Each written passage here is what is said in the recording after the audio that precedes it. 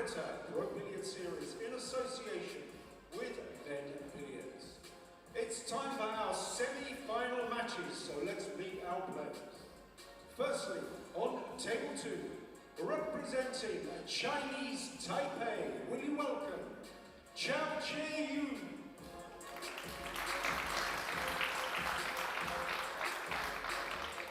And from Belarus, let's hear it from Margarita Fefilova Staya.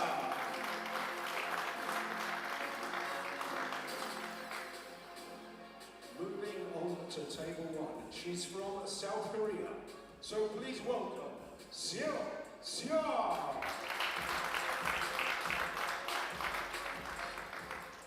And her opponent from the Philippines, it's Cheska Centeno.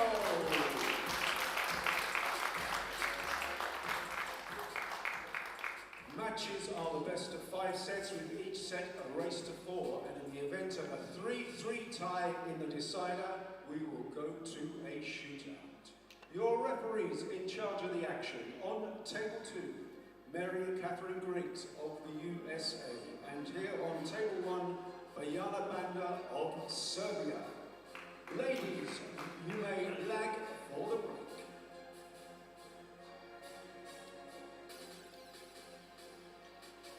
And as we can see, the ladies have lagged for the break, and welcome pool fans from all around the world. The Predator Pro Billiard Series brings to you the Banca del Fucino WPA Women's World 10-Ball Championship here in Rome, Italy, the Eternal City, where the fans and the best women players in the world are gathered enjoying the sights and food from Rome. 64 of the best women pro players began their quest for this $200,000 prize fund, $55,000 to the champion. And here is your semifinal match between Cho Che-Yu, a 2-time world champion, only one of 2 women to hold the world 9-ball and world 10-ball title at the same time, and Margarita Fefilova Steyr, a 2-time Euro champion, a 2-time WPBA champion, but a 22-time Belarusian champ. The winner here moves to the final to meet the winner of Sosoa and Cheska Centeno. This is George Teachea, and I'm with my friend and Netherlands pro player, Tim de Ruyter. Tim, here we go. What a match. Yeah, definitely what a match. Looking forward to this one. I haven't seen much from Fefilova yet in the tournament. Didn't get to do any commentary on her. But I did watch Chiyu Cho demolish Shashalu earlier this morning. That was an incredible performance. So maybe the eyes are set a little bit on Cho. But looking forward to see what Fefilova can do in this semifinal. Another semifinal in the World Championship too. She's already finished 3rd in the World 8-Ball Championship before. Yeah, will be a good one. Sure will. Here we go.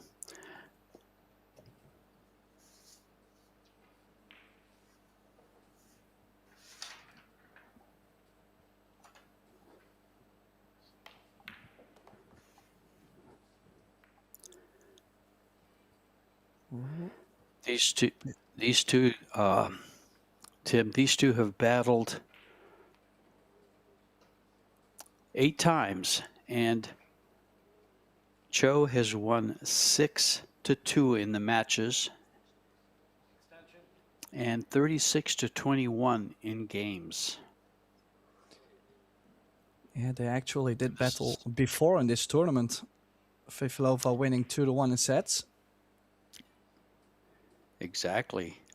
It's one of the few sets that Cho has lost in this tournament. She's only lost 2 sets.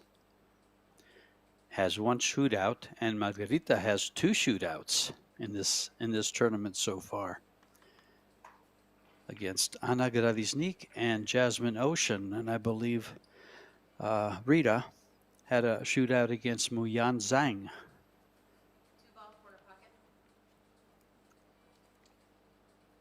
Well, safety from Fefilova does leave. Yeah, I was going to say, I do think this 2-ball is jumpable. Problem is, it's quite straight. I don't think you can go anywhere with the cue ball to get on the 3. But I mean, I gotta say, the bridge doesn't look much easier to me, George. Well, you're the jumper here, Tim. I kind of like what she's doing here. When they get that close for an old guy like me, I'm not jumping it. And she's not coming close to it. So it's ball in hand for Margarita. And an open table to start things off. Your referee is Mary Catherine Griggs. She's from Birmingham, Alabama. She'll be right on top of the action, which Tim will be calling. Yeah, well, this is a tricky starter in general. If you look at the 4, I don't think the 4 goes by the 7. Then you'll have to travel to the left side of the 5, as the 5 only goes to the bottom right. So, tricky starters.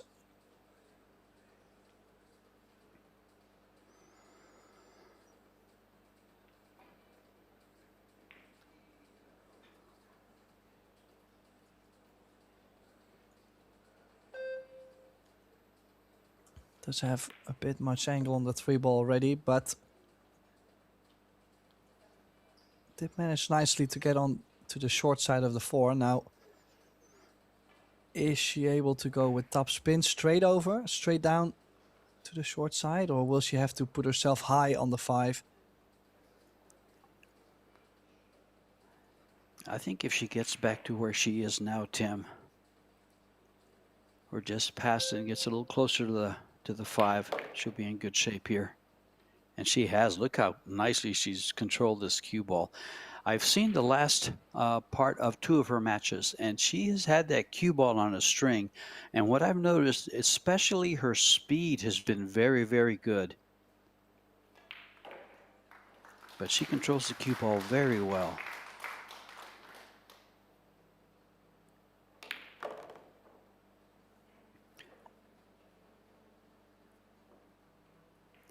And Yeah, yes, well, she did defeat. Oh. She did defeat Cho in the winners qualification round.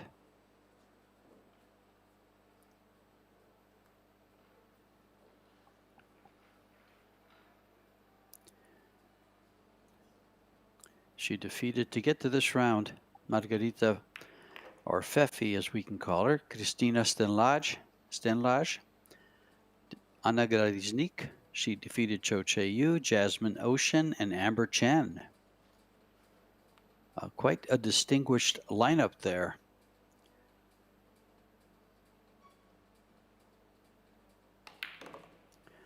And she's in good shape here, Tim, to take the first game.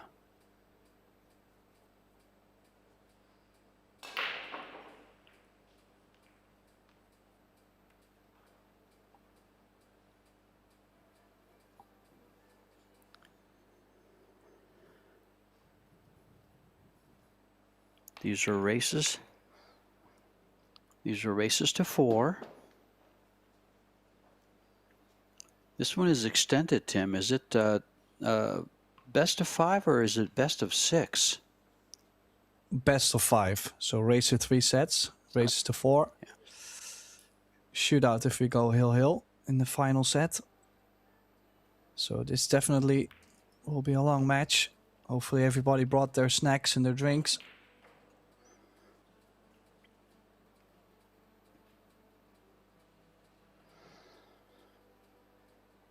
Well, as the scoreboard shows, it's a race to 4. But she won her last match 3-2. And wins the opening game in this first race to 4. Well, she did get ball in hand to start with and got, in my opinion, a really strong run out in. Like I said, there were a couple positional shots to be played, and overall I don't think she ever looked in any trouble. No, she was in good shape the whole round. I tell you, when she gets that cue ball in position, she doesn't get out of line too much. Her speed being so good, I've seen her cross her positional line with excellent speed, which is You know, when a player's doing that, they've got the table down pretty well.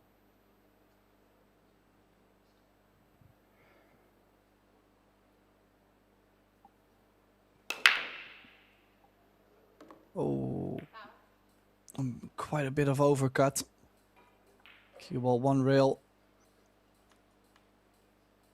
Crossing over into the other middle. So returning the favor to Cho. And I don't see any problems on the table. Maybe a bit of traveling. But when you take away the one, that center of the table is looking very open.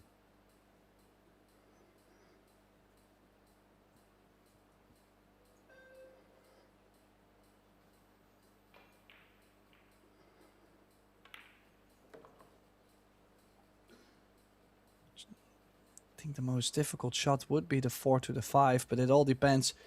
Give yourself a nice angle on the 3 ball to pop out to the middle of the table.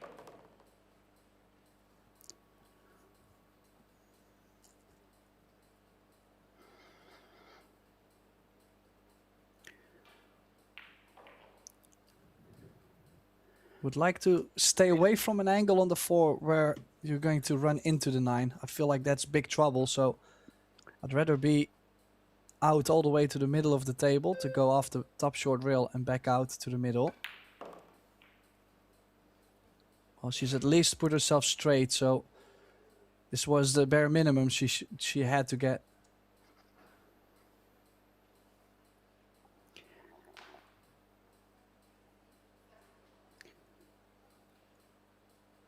Rita is a Predator-sponsored player, so she does play with the Predator crew. She's fresh off a win off of the WPBA US Open 9-ball championship.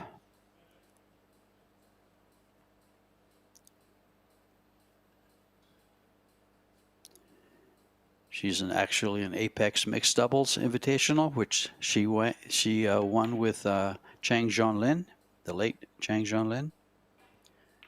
She also played on the world teams with him. I had the pleasure of commentating her match in her first world 10-ball title in 2022 in Austria.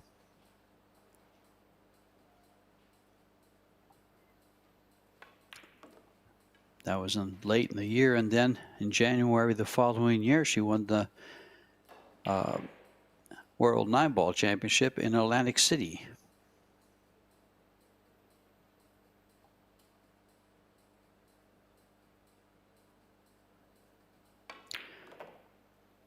Also the Taiwanese coach. And she's brought her younger sister, Chia, into the women's pro billiard, and she's done well in some of these tournaments, reaching, I believe, the final 16.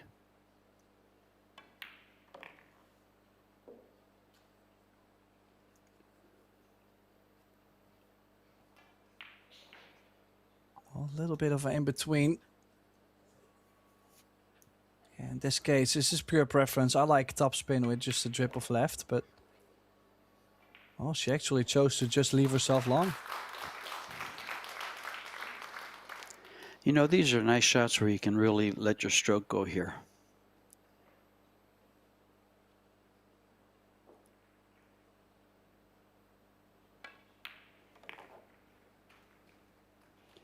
And we are tied at 1 as the competitors trade punches, 1 game apiece in the opening set. Yeah, 1 fall each, both winning a rack because of it.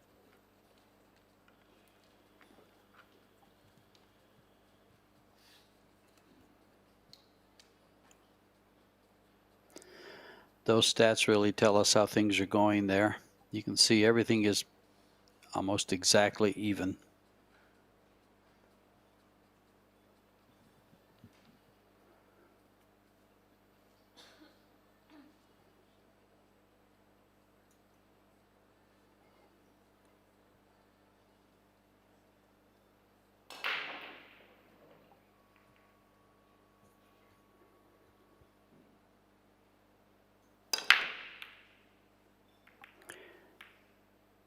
Rita breaking from the side. breaks dry, and all the balls on the side she broke from. Yeah, she gave that some kind of confirmation, looking like, oh yeah, sure. Yeah. I break dry and I leave her straight in. It kind of look. But look at this layout, George. 1, 2, and the 3. Layout. And the 4. Over the pocket They're almost. They're all right there. It's just really, when she goes from the 2 to the 3, the only thing that could go wrong is maybe get behind the 8.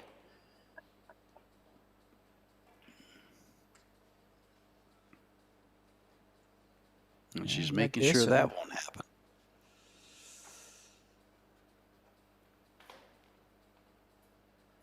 Well, this is interesting. Is she going to play back where she is now, or is she going to play low right to the left side of the 8, just making sure nothing can come in between? I think she's just going to make sure she doesn't get behind the 8. Oh. Oof. Oh, well. my. She's on the wrong side of this, Tim. Well, The 8 even ball keeps from. if she draws back, she can go 3 rails off the 4 to get to the 5. I'm thinking about the 4 ball next. I understand, but you make the 4. You make the 3 ball. You draw back just next to the 8, and you give yourself a lot of angle on the 4 to run it around. Yeah. Kind of feels weird to play this 4 into the bottom right corner in this view. Yeah, I like this choice. Yeah, she's going your route. My first look at that thought that maybe that might be the 4 ball might be too low, but it's not. It's perfect, and your 3 rail route is perfect, Tim. Coming right around here, good speed. Cue ball about where her hand was.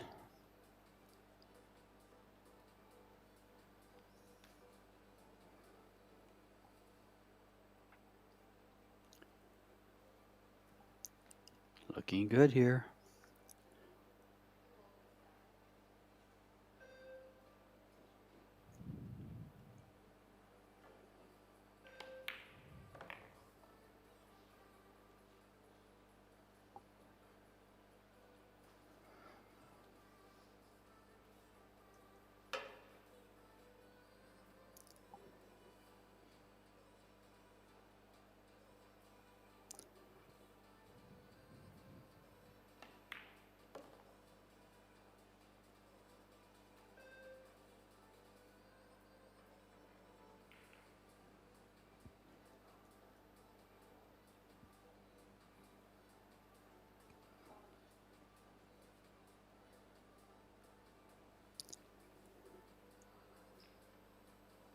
From what I've seen of Fefi here, I think this is the best I've seen her play.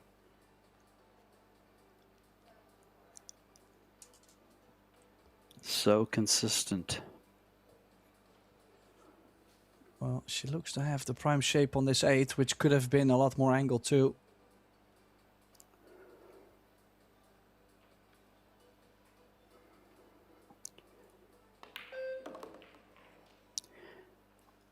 You know, to be perfectly honest, I really haven't seen her play that much. I've seen some of her videos on YouTube where she has some pretty good ones with some drills and certain shots.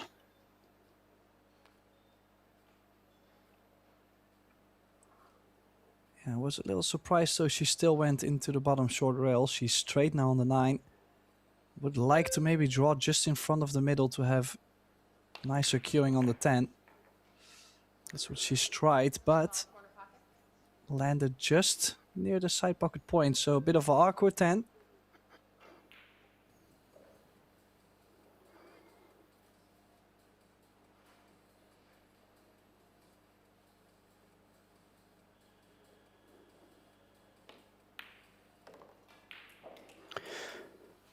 Love the way she stuck with the stroke on that one. Ensured that she put a good stroke on it. Keep things straight. That's a very easy ball to miss. It's kind of one of those funny lies, in my opinion.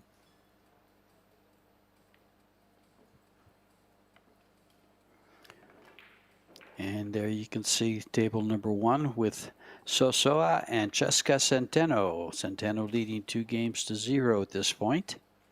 About to be 3.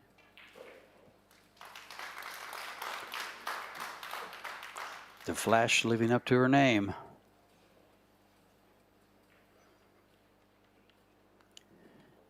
And here we go in game number 4.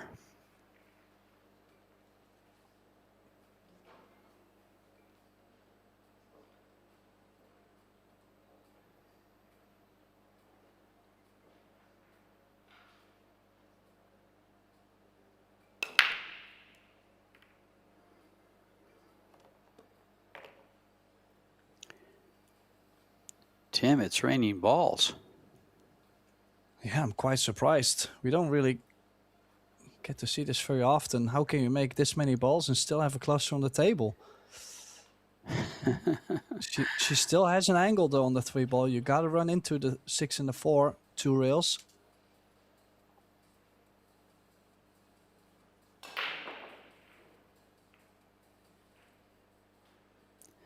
Yeah, 3 balls down on the break.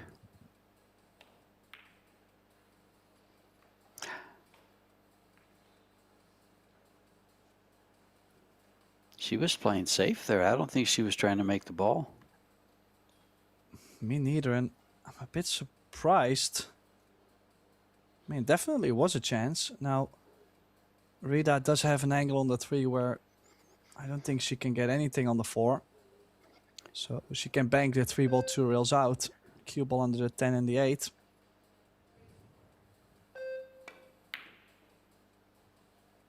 Oh, look at this. I think it's interesting to see that Rita, she wasn't just trying to stun under the 10. She really was trying that stun forward with a bit of left spin to crawl behind the 10. She got it slightly off, but I'm saying she is really looking for those small details to just play that little better on the saves.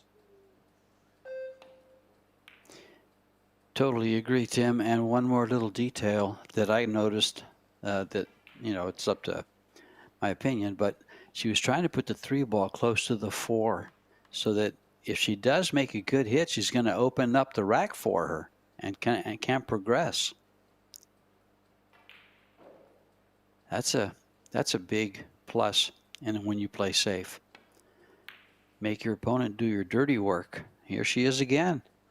Oh, you mean this kind of dirty work? Yeah, that kind of dirty work. Yeah,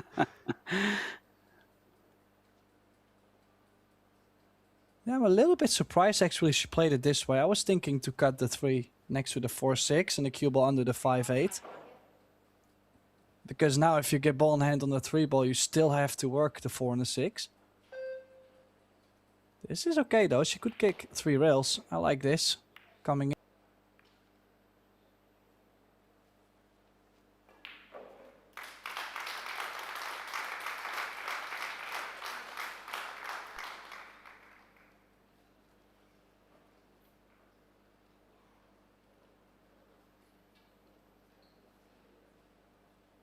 Going to stun run the cue ball forward.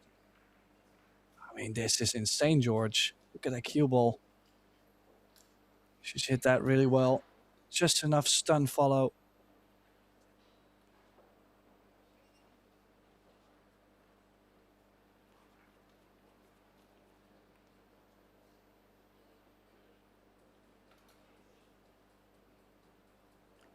Yeah, she just got to hit before the side pocket here to get to the 3.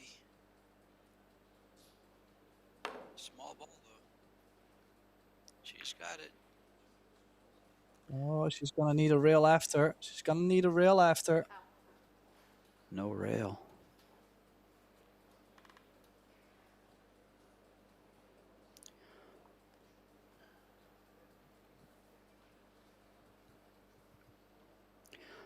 Four ball still a problem, Tim. She coming right back at it? Well, you might as well. If you can draw into the left side of the 6, push the 4 out, cue ball runs into the 7. I think you have a good chance. Oh, she's miscued. Whoa. That's not something you see very often from Rita. Well, are we gonna see a similar shot from Margaret? Besides the miscuing, I mean.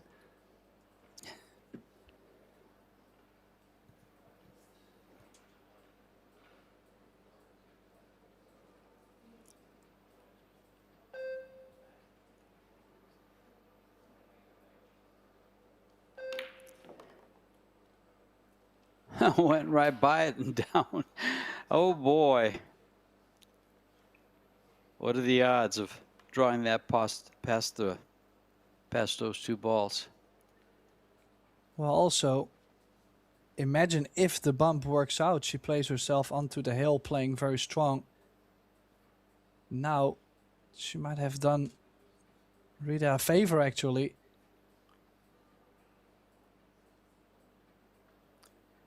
Yeah, she's opened the door for the 3 foul. I don't think Rita will go for the 3 foul. I think she'll just go to get ball in hand or run out. But the 5-ball stuff, it doesn't go by the 8.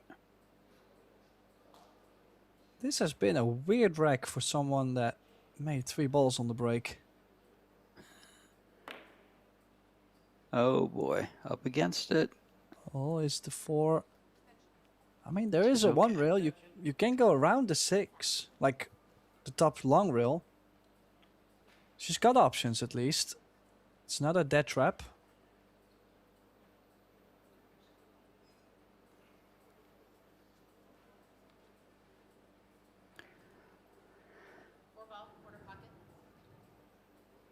Oh, she's going the long way.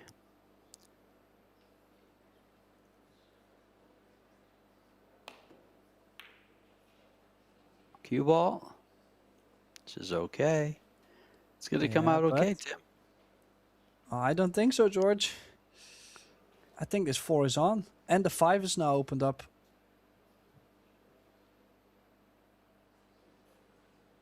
That's a thin cut. She's called it.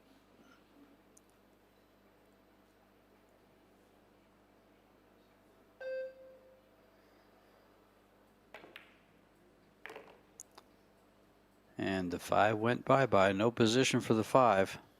Well, actually, she's pretty good here. It's a bit of a random one, but you know, she'll have to go in between the 6 and the 8 anyway, so doesn't matter. She has some angle.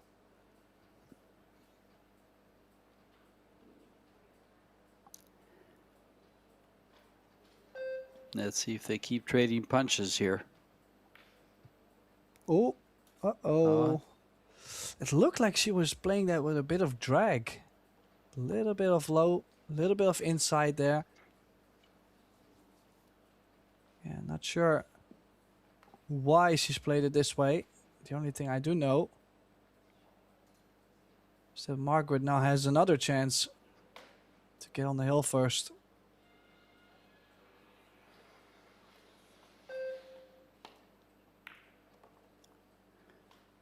Oh, this is not end up great either. Oh.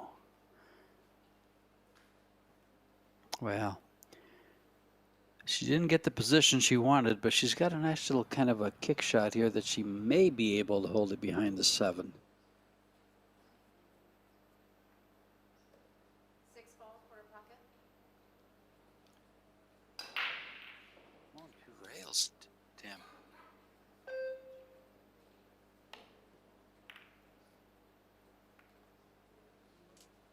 Well, she did get the hit. She's pushed all the balls down table, so no more traveling back and forth. Just one good shot on the 6 for Cho.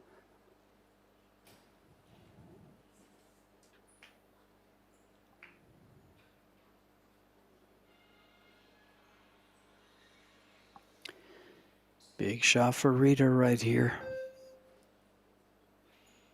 And also, would you go back and forth, or would you choose to run into the 8? And this was a bit of a downside on nudging the 8. A little flick could let the cue ball go loose. We might see another safety. This is a drama wreck for both. Yeah, it's had a little strategy in it. I think avoiding the 8 would have been prime there.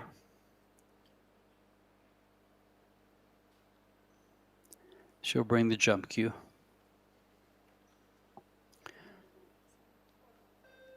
Even so, she makes the ball. It's going to be a long shot on the 8.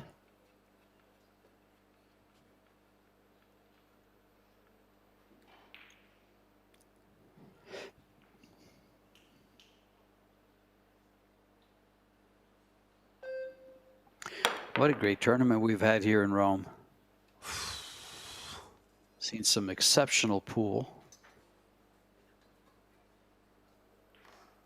Well, one thing I do like about these Pro Billiard Series events is I feel like every stop we have, there is something special happening. Like with this stop, we've had the wheelchair, but also the Women's Master Showdown, the 2 female players doubling together, which we haven't seen before. You know, and every stop has this kind of special event.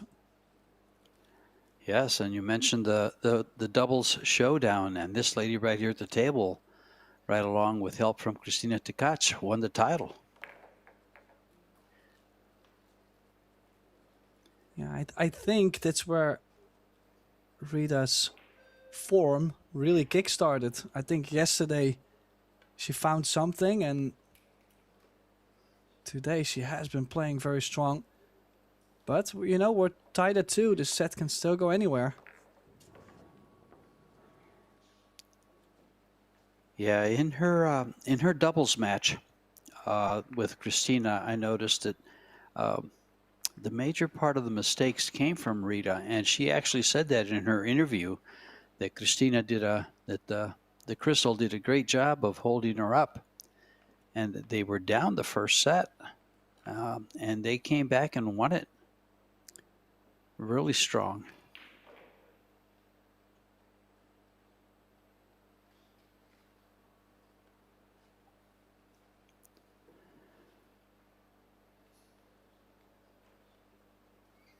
And actually, you can see on table 1 there, Sosoa, she was in the final of that women's doubles showdown. So the ladies, opportunities to win 2 big tournaments, but only one can win them both.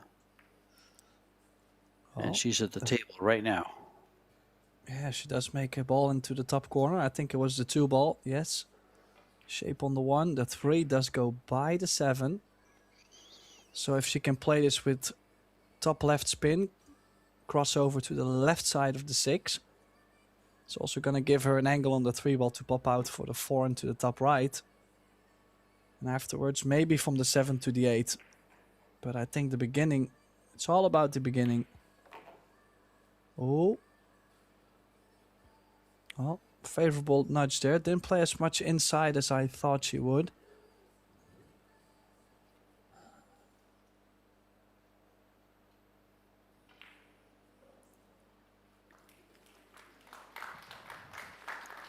Everything's open.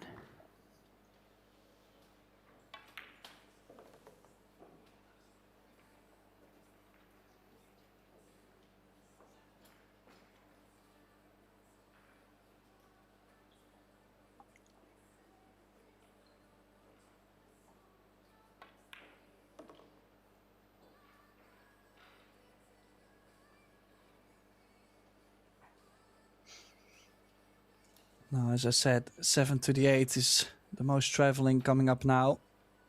But she's already checking to see if I leave myself plenty of angle on the 6, can I get near the 7 and a nice angle to go 1 rail or 2 rails back out for the 8 into the left middle.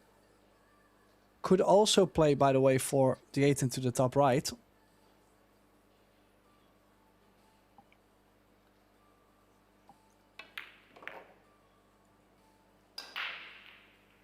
And I don't know if I like crossing that 9 ball. Especially from here. I like drawing it up the long rail there for the 8 where she's at now. Yeah, I This is kind of pretty flat. Yeah, I kind of like more angle and going 2 rails for the 8 into the left middle, because now while putting herself straighter on the 7, to draw to the left side of the 8. She does have quite some awkward cueing. Look at this. Athletic Yeah, pull. and she'll have a hard time getting the cue ball off the rail. And that's the one thing that I didn't like. But I like that better than trying to get up on top. She didn't have the angle for it. Yeah, so a bit of a tricky shot on this 8. Don't forget, this could be a very important break run to get herself on the hill first. Nope. Missed it. She's missed it. Little touchy and maybe a little twitchy on that 8 ball. Yeah, I was wondering. I don't think I would have slow rolled it. I think I would have like stun runned it, like put some stroke into it. So sensitive. I actually like the way she shot it, Tim, with the exception of the miss, of course. But the fact that she was so close to the rail, you know, that stunt, she'd have to elevate a little bit. That changes things. So she tried to flatten out her cue and just take the follow shot and just missed it. Yeah, it does happen, of course. They're also human. But it is Fujifilm now on the hill first in the opening set. Yes, they are human, and that was a big break for Mrs. Steyer.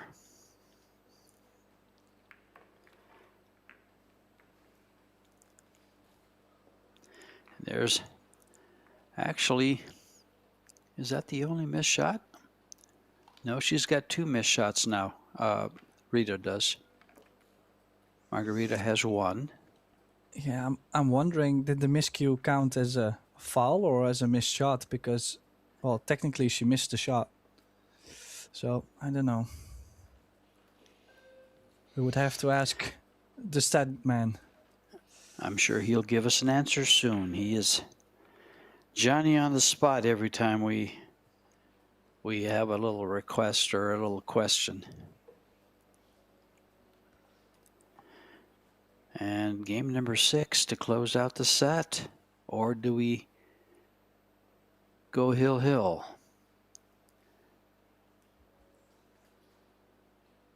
Breaking from the side. She made 3 balls on her last break. Oh, the 1 ball straight into the middle. Look at the shape on the 2. Does the 3 ball go by the 8?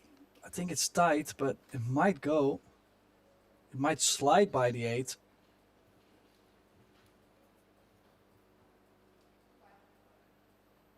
Oh, she's going to be chasing this run out for the set.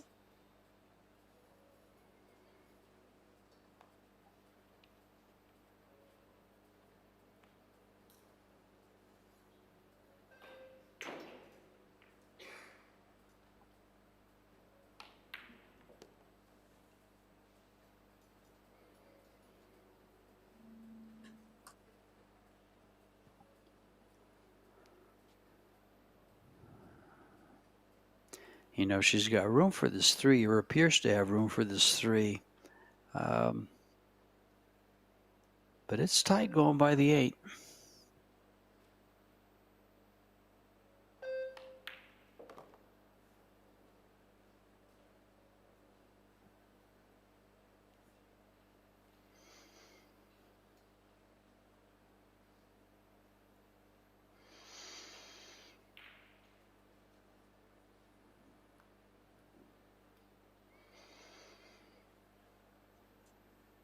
Well, short side of the 5 ball. Stun over for the 6, maybe to the bottom right, unless she can still avoid the scratch. You know, I like the way she moves her cue ball there, Tim. She doesn't just kind of fall over. She does, you know, she gives it enough English to come up and get a really nice line on her next shot. Like this, she'll come straight back, about to where she is now. Doesn't want to get too straight. That's perfect. That's just, she does that so well. Her speed has just been excellent.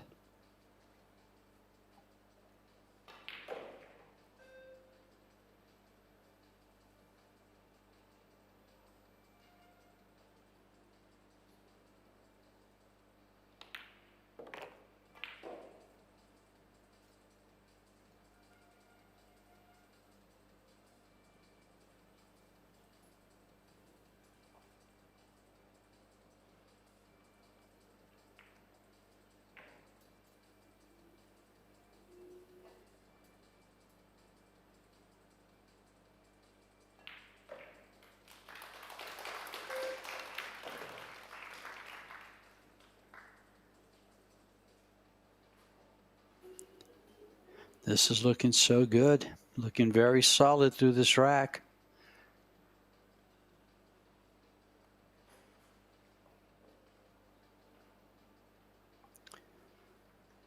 These 3 balls for the set. Yeah, I gotta say, strong performance.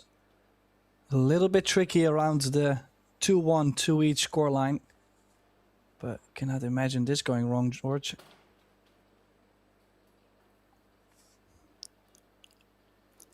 Now she'll be bringing that cue ball towards that side pocket right along the long rail. I don't think anything can go wrong here.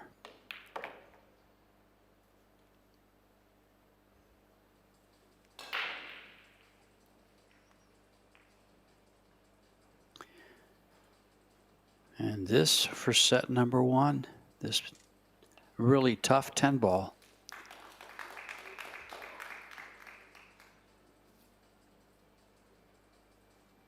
I guess if I had to shoot 10 balls, Tim, that's how I want to shoot them. Ball in hand shape, Players. George. That's right. Well, Fefilova winning the opening set 4-2. Looks like both players, well, they weren't just walking out of the arena, they ran out of the arena. So I guess George and I, we're going to take a little break too. But no worries, we will be back for the second set. We're going to leave you with the stats. Have a look at them. We'll be right back.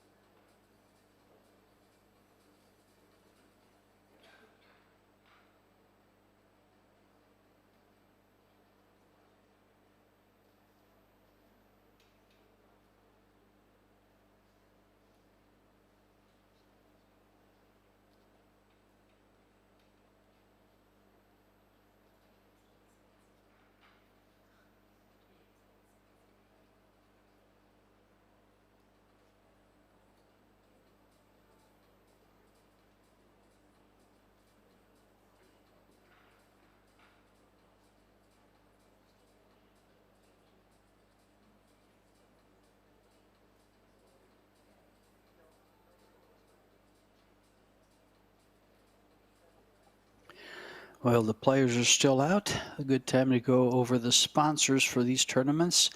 Thanks to the sponsors, we have higher purses and much better tournaments. Also, Venbilliards has gotten the tournament here in Rome. The CEO from Venbilliards, Patricia, lives in Rome, so she's had something to do with that. But the sponsors are Yalin, Kamui, Little Monster, Box Billiards, Simonis Cloth, Aramith Balls, Fujifilm, title sponsor for the Double Showdown, Venbilliards, Longoni, the WPA, Givova, Banca del Fucino, Noleggiare, and EPR Comunica Zone. Feffy to break, set number 2. Racing to 4. She's had 2 semifinal finishes in World Championships now. This is time to break that streak and get into a final.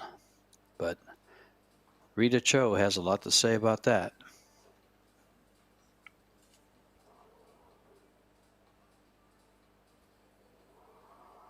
Yeah, there's players that, you know, they achieve reaching to a final or a semifinal of the World Championship maybe in their first time. They overcome that hurdle to a certain point. And there's players that have to work their way up the ladder. You know, some of them, they start with 26 last 16 appearances, and then finally they get through to the quarterfinal. They play 3 of them, and probably all 3 of them they play bad. And, you know, eventually, if they just keep at it, they overcome that hurdle, they get into the semifinal, and maybe that's a bit of the case for Fefilova. But I know that feeling at a certain point when you got to your 3rd or 4th semifinal, you kind of feel it's time to overcome. Like it's not a guarantee it happens, but it's some kind of feeling you get. Yeah, it's the old saying, Tim, never a bride, always a bridesmaid.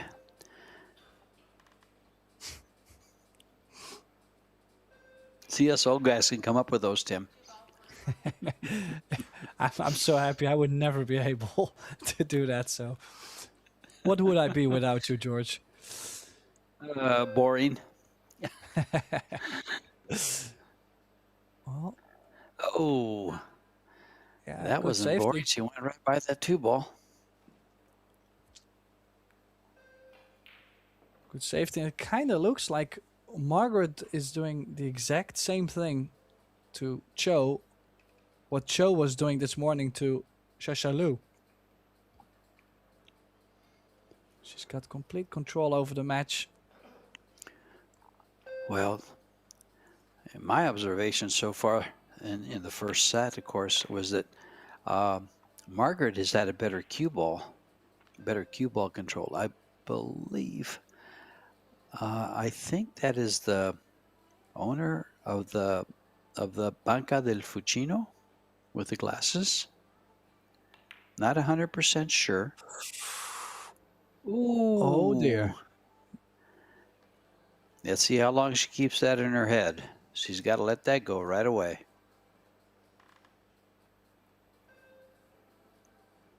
Well, I'm not sure why it still does say foul. This was not a foul, at least. Let me just make that clear.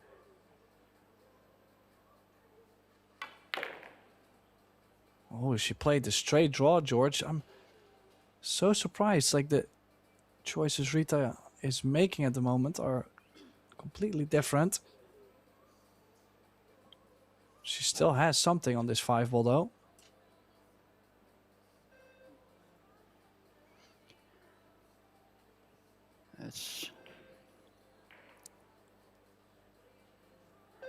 That's only the second missed shot for Margaret. But that was a big one there. That was a pretty routine shot.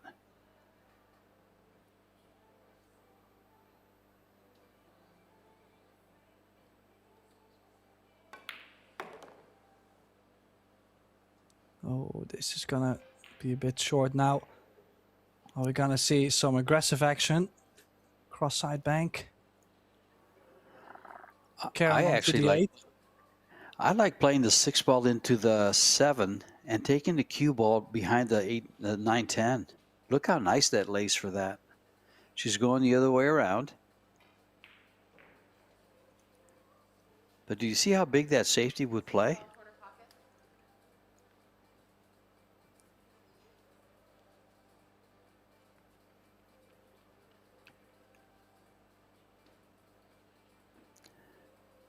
Oh, if she catches the rail first before the 6, she could scratch.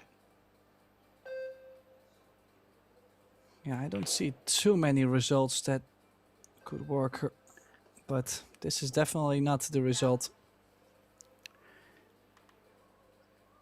She was playing for.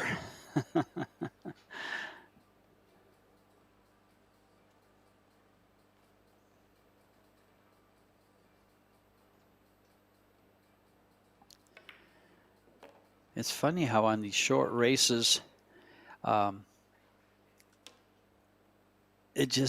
second set starts to the advantage of the player that lost the first one. It happens quite a bit. All ball fouls, you have to watch that hand.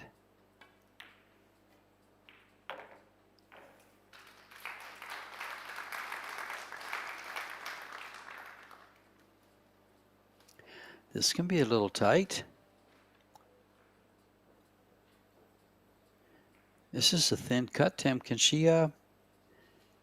get by this and go into the 9 or get on the correct side of the 9? This is tough. Well, she might have to go. Was it 5 rails? Long, Yeah. short, long, short, long. I mean, well, Oh, what wow. is she done? There, she ran out of time.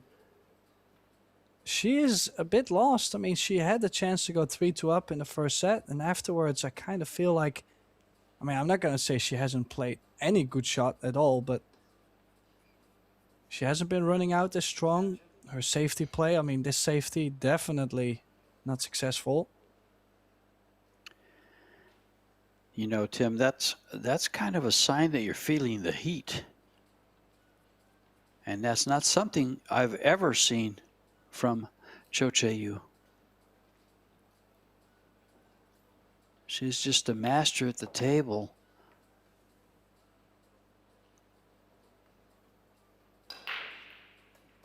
This is a little bit of a tough shot, but it's a natural 3-rail shape for the 10. Just cut it in. In fact, the only danger she has here is scratching in the right-hand side pocket. She's going to play safe.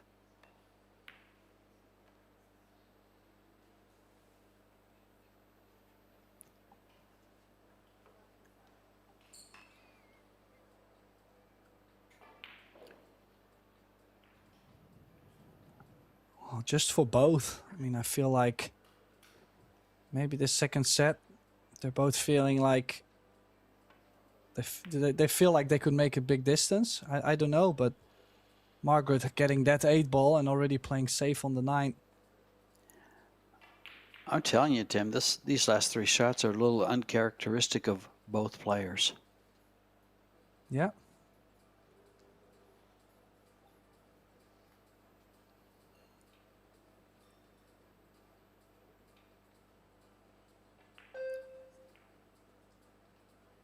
I'll probably just go for the top left, miss it on the thick side and wait. No, she went aggressive, very aggressive. She gonna give Rita something? I think so. Boy, I think this 9 does go by. Yeah, gave her the opening game of the second set.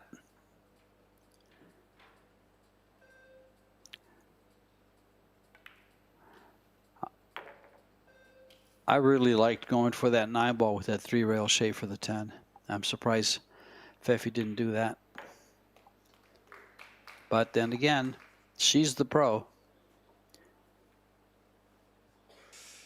Game number 1, set number 2. Go. We don't really have to execute. Like, I mean, you still need a pure stroke. You still need the proper tip position, the proper amount of spin to avoid the scratches. And if you're not feeling it, if you feel a bit of nerves, they will have to execute. We only get to see the shot, so a bit of a difference. But if you look at the player overall performance on both sides, 757 to Rita, 796, I believe it was for Fefilova, which shows that this match is super, super close still. Sure is, especially the time. Well, the time of the table is a 10%, 12% difference, 56 to 44. Fefilova a little bit more at the table. But the break success, of course, favors Fefilova. Let's see how Rita does with this break. From the side. There goes the, never mind, there goes 0 balls.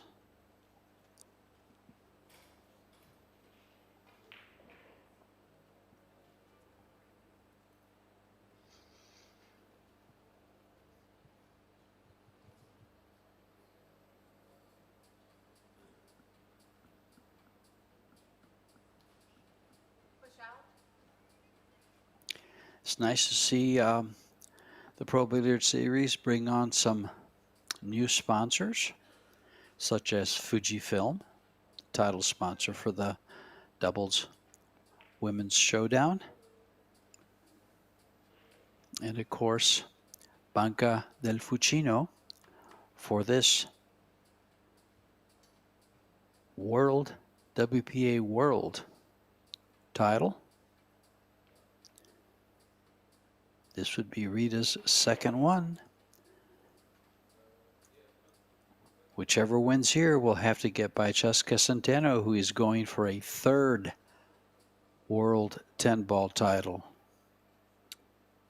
Or, because Cesca didn't win that match yet, it's only 2 each in the second set, George. Don't get ahead of yourself. I understand.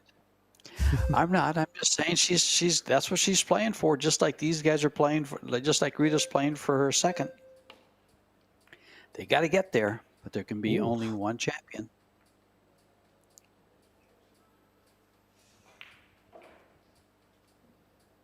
Yeah, well, I think you gotta agree with the fact that the players that are now running as deep in the tournament, okay, maybe not Fefilova, but everybody else, if you look at the last 8, they are basically the same players as we have seen in the recent women events from the Predator Pro Billiard Series. You know, Tim, you say something that's very, very great point there. Every of the Pro Billiard Series tournaments where the women play and they have their 64 players, you generally see the top 13 to 16 of the highest ranked players in the final 16.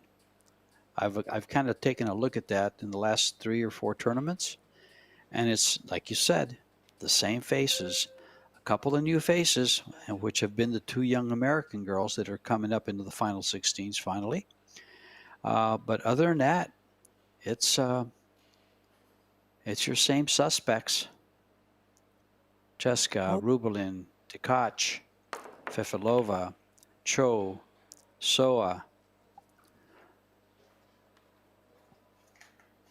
Well, I feel like, for example, Amber Chen, for a while, she was a bit in between, but now I feel like she's starting to join that group.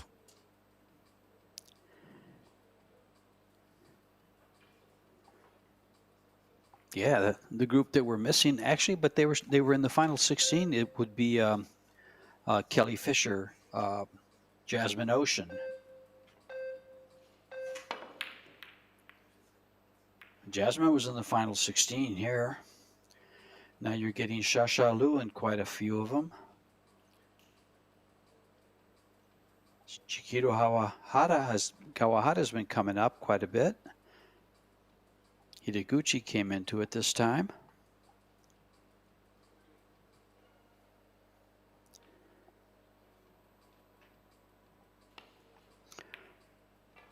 But if I remember correctly, out of the final 16, there was 11 or 12 they were ranked with the highest Fargos.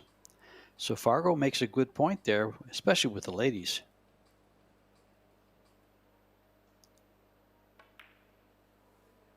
And the cream rises to the top. And that's who you're going to find.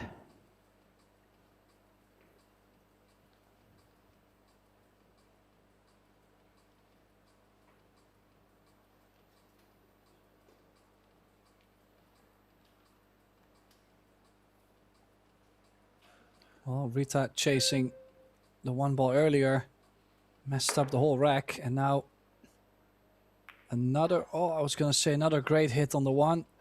Really surprised it opened up that much on the third. I don't think the 7 goes by the 8, so Rita might stick the cue ball under the 8 again. She might chase a 3 foul.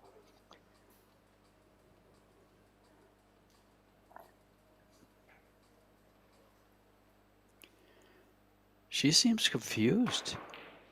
She's not real sure.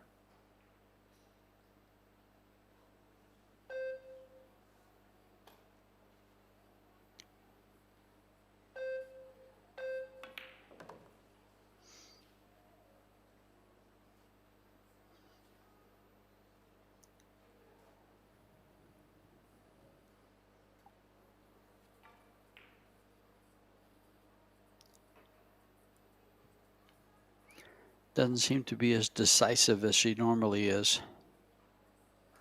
Yeah, she's a bit slower. She's also not having that same rhythm. Like, she in general likes to play at a pretty high pace.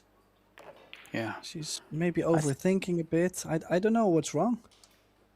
Oh, I don't know if there's anything wrong. I think she was looking at the 3 ball and she was uncomfortable because the 6 ball blocks it to the corner. And maybe she wasn't looking forward to coming to this side of it for position, but this is a fairly nice little angle to get her to the 4.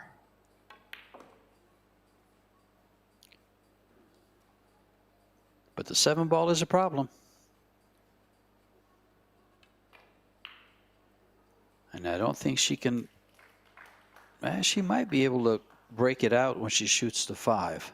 Let's see where her angle goes here. Nope, she's not breaking it out with the 5.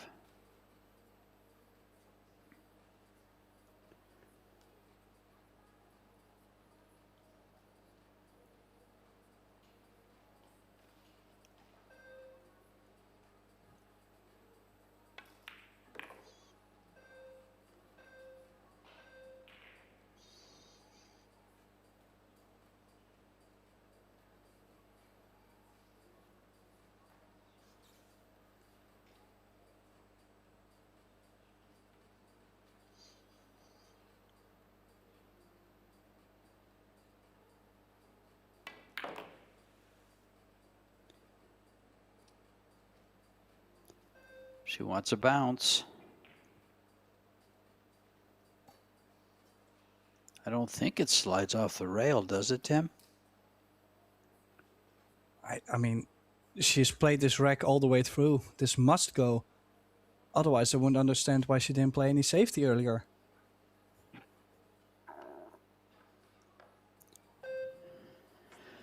We'll see how she plays this. I mean, yes, she can hit this real thin and play safety behind the 8, but I favor Margaret to make this. Don't understand this strategy as much. She does get the shape, but or the save, but I don't know, George.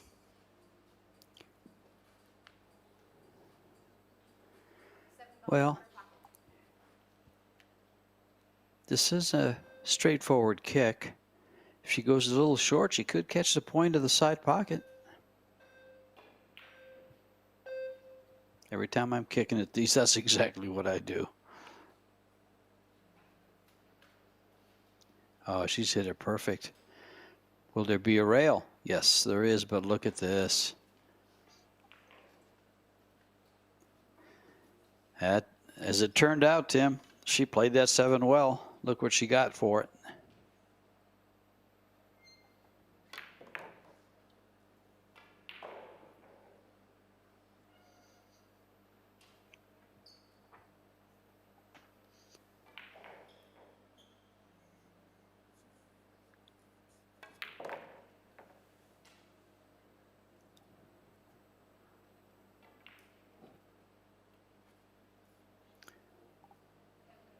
Oh, she went right by the 9.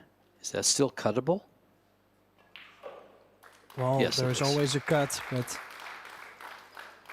I would like to play this with a bit of left. Try to check the cue ball to the other side of the 10. Oh, look at this. Nice recovery. She needed this one.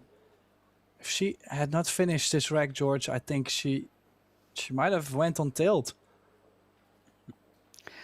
I don't think I've ever seen Rita on tilt. Fair. You know what I mean. I think she would have been Yeah, no, I get you. extreme. Very disappointed. She is one of the few players that I would actually sit there and say, when the going gets tough, the tough get going. She'll come right at you. She'll shoot right back at you.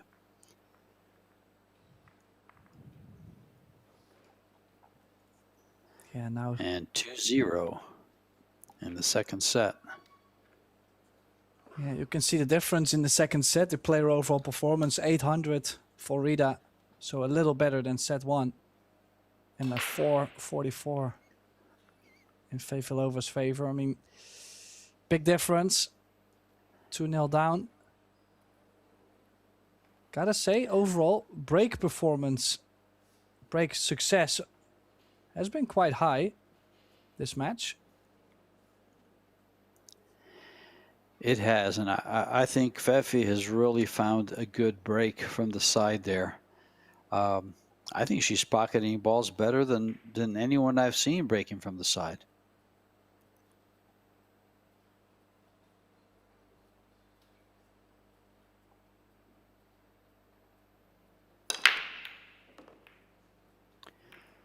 And as I say that, look what Rita does with the 1 ball there. Straight into the side pocket. Not much on the 2. Oh, look at the safety she has. Can she tuck that cue ball to where the 3 is?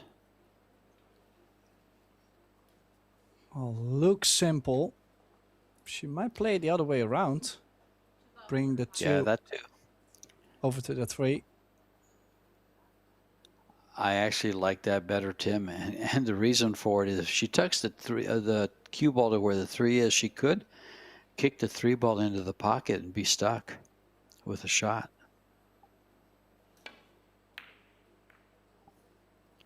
Kind of like what I just said, but she made the ball and probably called it, so tough cut on the 4.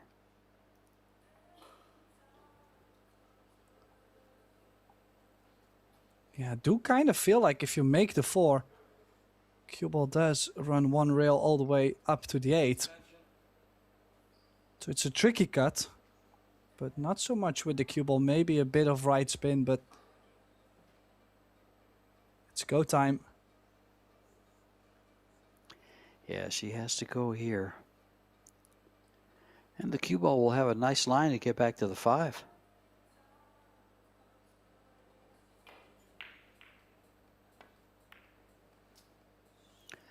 Overcut it.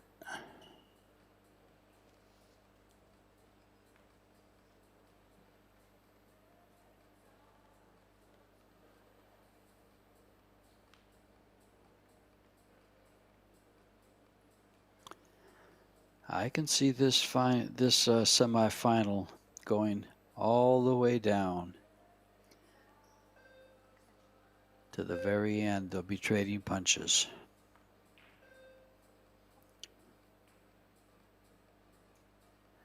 Meanwhile, the ladies are tied 3 games apiece on table number 1. In the second set, Cheska has won the first set over Soa.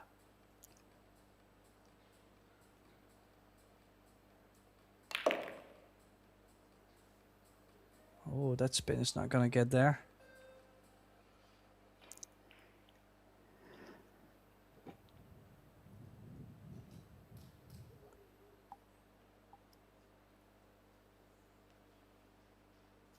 Yeah, what to play? I mean, this is a bit of an interesting position. Don't think there's a carom on the 8. I don't think you can play behind the 8. Just soft with the 9 in between. Oh. There's this play, but Oh, I don't think she has the shot. I think she's up against the 8. And the 9 ball blocks the 9 ball blocks the kick, so she's gonna have to jump kick. 5 ball for pocket. Yeah, things have worked out, but honestly, a bit of ambitious safety to play. Oh, look at this! What a hit! What a hit! Look at this.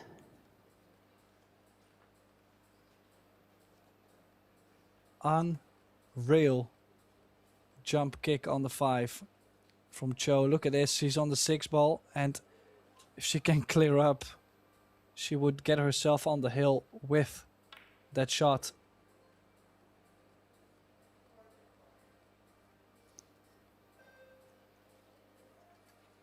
That might be the best shot I've seen all week. I think so.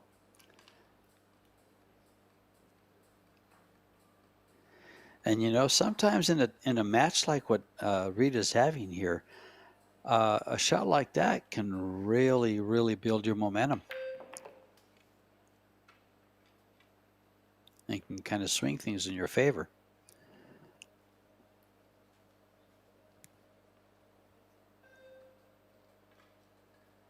Yeah, sometimes you have to make the magic happen to deserve any kind of momentum.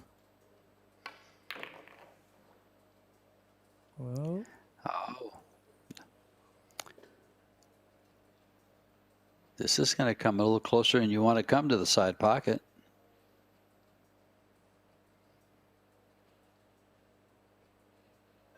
She doesn't have much choice unless she just doesn't play the 9.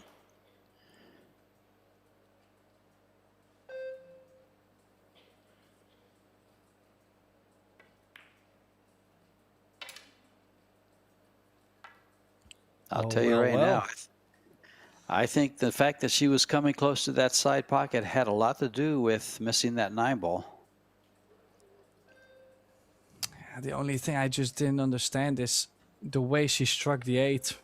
I mean, she got so low, even though everything on the high side of the 9 would have been, I mean, I'm not going to say easy. Nothing is easy in the semifinal of a world championship, but maybe she was trying to play herself too perfect on the 8, so it's not going to be 3-0. It's going to be 2-1.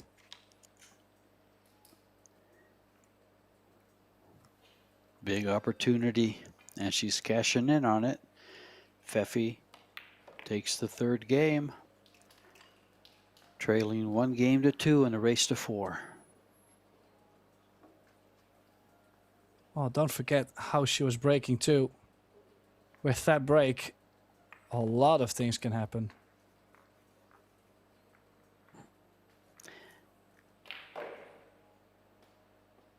You know what's funny, Tim, is I just noticed on the back of Margarita's jersey, it says Steyer.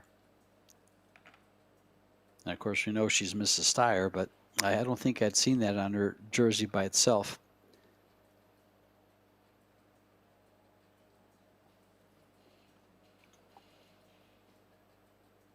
So we can have all kinds of nicknames for Mrs. Steyer.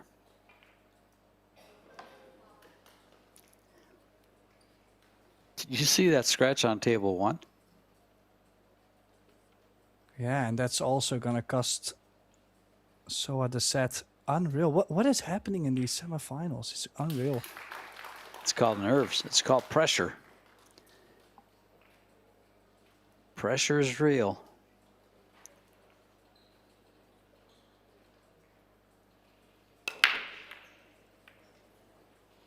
Well, a lot of movement. Anything going? No. Now, the 5-8 might be a combination, or at least something you could work with. I think the 1 does go by the 4.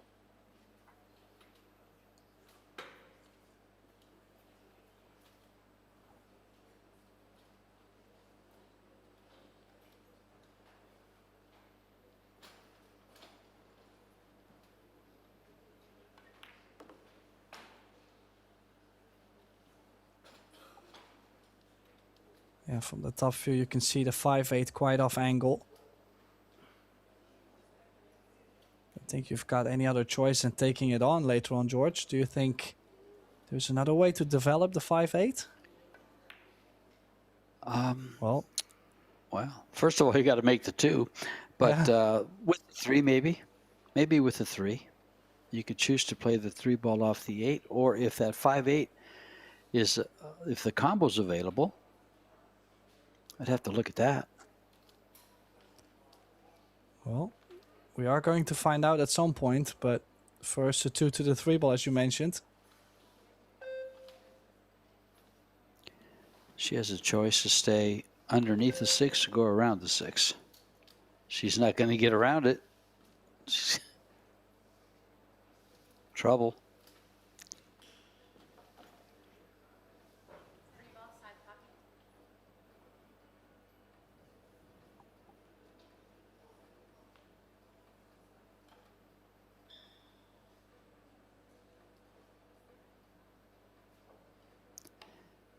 Yeah, that more than likely the 5 will be played into the 8 ball.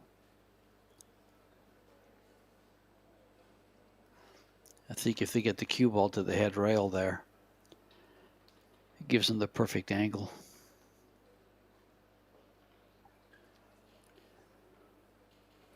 The question is, who will be playing it?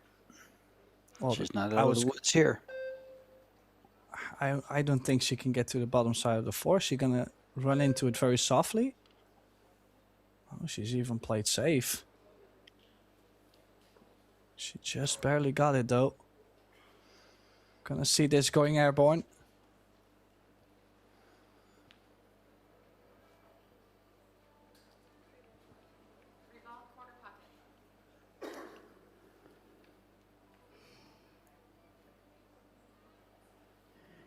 You know, these are long sets. These can go 5 sets. At 4 games, at 8 games a set, or at 7 games a set, that's almost 30 games.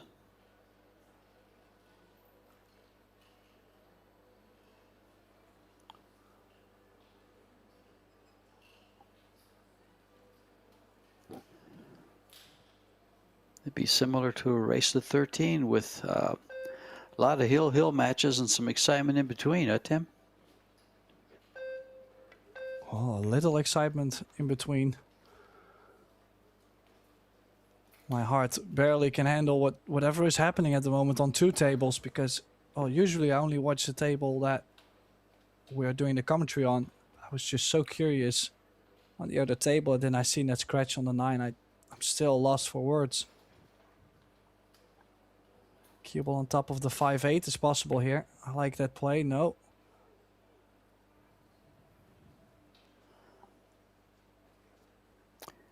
Well, that problem with the 5 ball may be taken care of right here.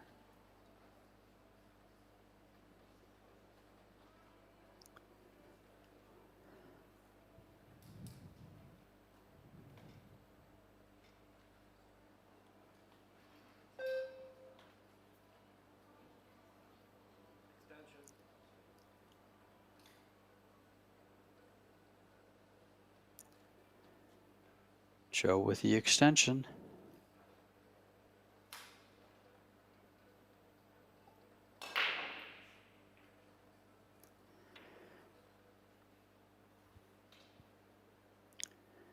Keep in mind, these ladies were up early this morning and played their quarterfinal matches to get into the semifinal. And they were long matches. Fefilova's with, what, at least a 4-hour match? Joe's wasn't much shorter.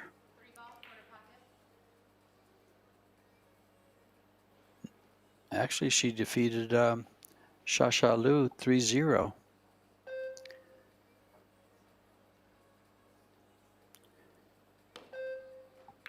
Only giving up 5 games. Well, another chance. This time an angle on the 3. It's long, but it does give an angle on the 4.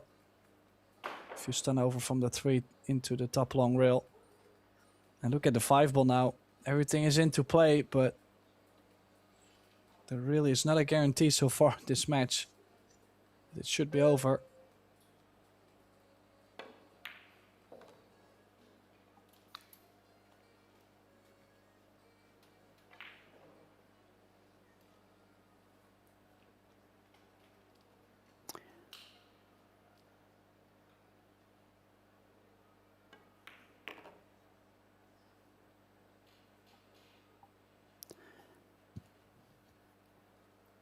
You know, Tim, Cho in this tournament is 13 sets.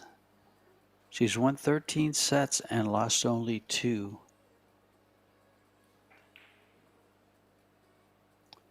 And she won in a shootout.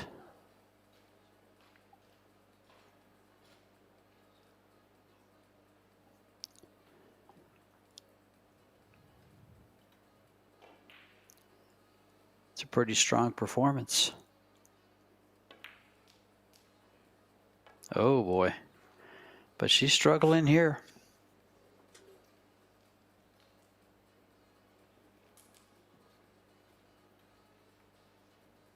Well, the wheels definitely coming off on Cho's side, or have come off earlier, and she's still repairing, trying to get things together.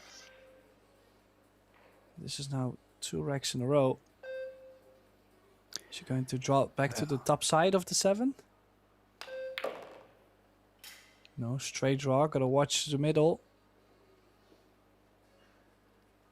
Does stop in time. Nice angle on the 7.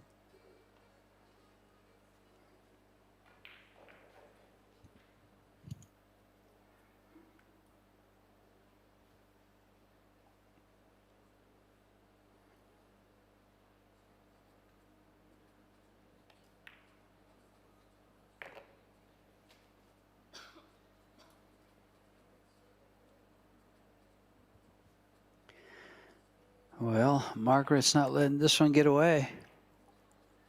She's about to tie things up here. She can come down the long rail or she can come by the side pocket. Which does she prefer?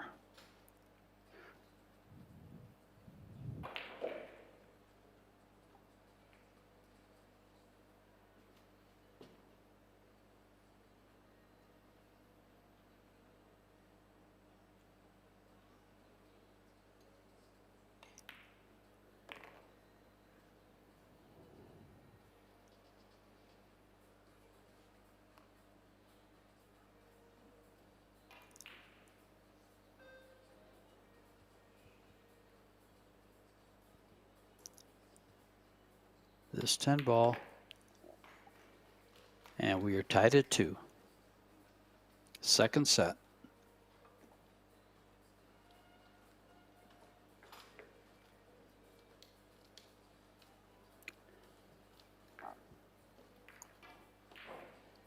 It looks like on table 1, Cheska has won set number 2 and now leads 2 sets to 0, needing 1 more set.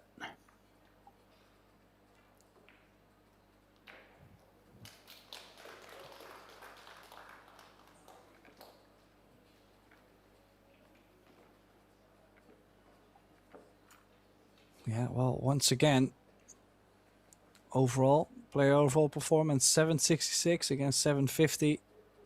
Break success 40 against 60.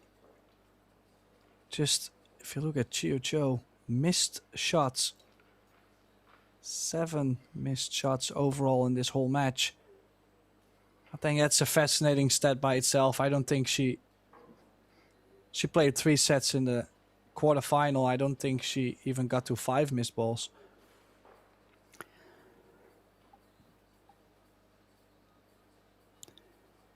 Wow.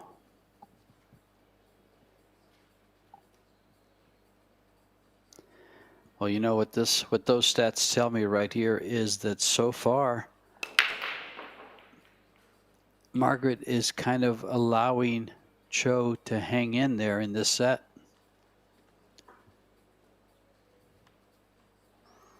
Yeah, she did do that in the opening set too. I mean, yes, Fefilova did win the first set, but she did leave the door open, and Cho could have made 3-2. Same thing in this set. Cho could have been 3-0 up or even 4-0 winner. So I feel like if Cho is starting to get the opportunities done, this could be a complete different match. This could turn around every single moment, George. That's one thing you and I have really seen this a lot in these short races to 4. It doesn't take much to turn things around. You're down 4-0, you win that 5th game. I mean, you're down 3-0, you win that 4th game. All of a sudden, it's 3-1. Then you break and run. That's 3-2. You're in the match. Your opponent makes a mistake. You're tied at 3, and then breaking for the set. Doesn't take much to get it back. Yeah, well, it does take a bit better shape though from the 1 to the 2, George. This is, I mean, this is horrendous at the moment for Cho. And I mean, I don't wish this to anybody. I mean, I know this feeling, just where whatever you try to do, the cue ball's running too far, too short, not enough spin, too much spin. You just kind of lost. Yeah, I'm a little including the surprised. shot clock. Yeah, we did have that one where she just kind of pushed the ball real quick.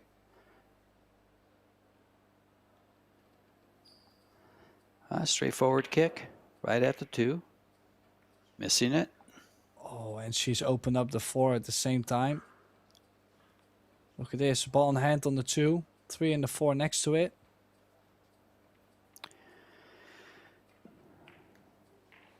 So again, Cho with the chance to get on the hill.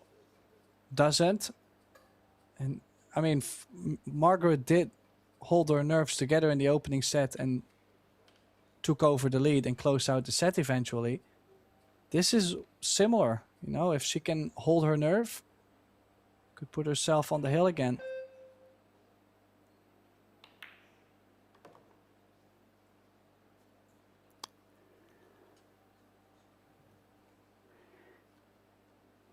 You know, sometimes if Cho continues with these mistakes, Margarita will get into, she'll play herself into dead punch. And she's closed out the first set very strong, if I remember correctly.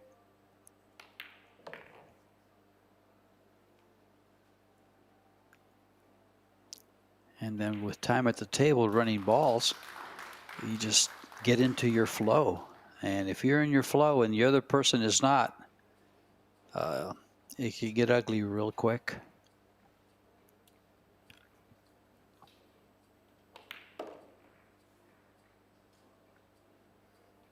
She's in perfect position to run these last 6 balls.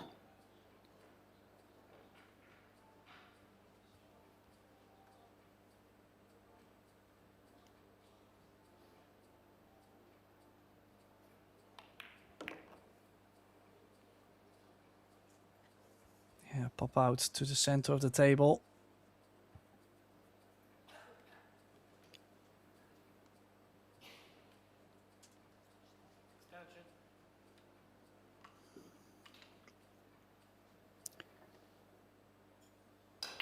Yeah, won't really have the opportunity to give herself a nice big angle on the 7 to cross over to the 8. I feel like both the 9 and the 10 come into play, either side, to bring a big angle in.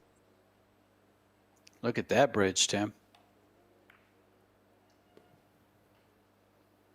10 ball. 10 comes into play. Oh, like I said, she does get that big angle on the 7, George. I mean, she played with fire, but she does have the ideal angle to cross over 2 rails.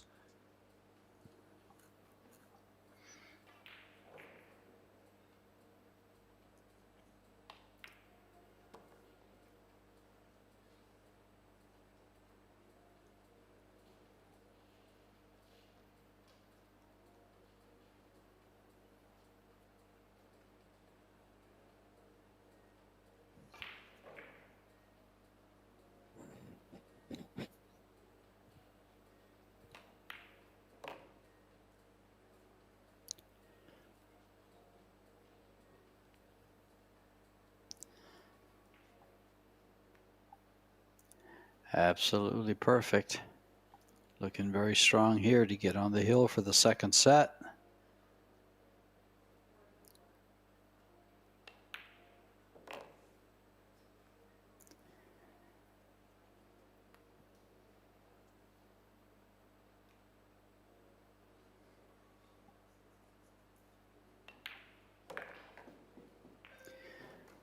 And Steyer does 3-2, racing to 4, and breaking the balls. She's been breaking very, very well. Break success.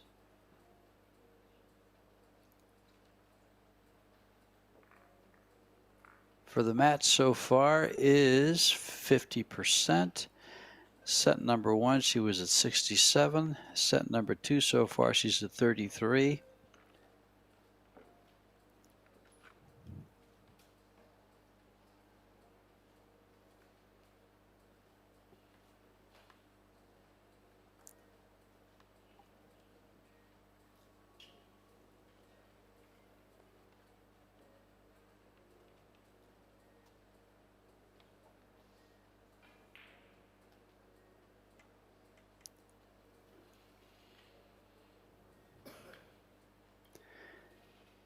Game number 6 of the second set. Here we go.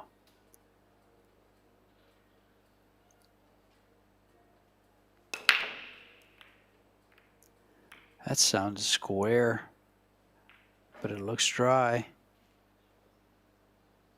Well, there is another chance for Cho. I wonder, will she play the one ball maybe into the corner? Gives easier shape on the 2 to the same corner. If she plays the 1 into the middle, cue ball's running towards the 6. Bit limited on the options.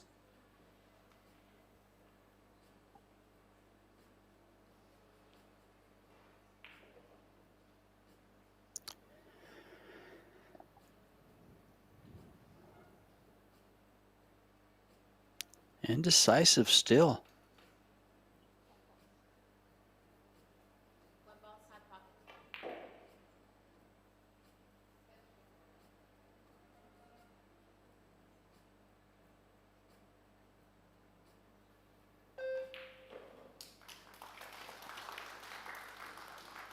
Yeah, I didn't mean it in a bad way when I said like her game looks a bit off, but before when she was playing well, she really didn't take this much time to make a decision. She kind of felt the right shot over and over. And well, that's also like she has a rhythmic style of play in general, so if you slow down, you kind of take that feeling out of your game.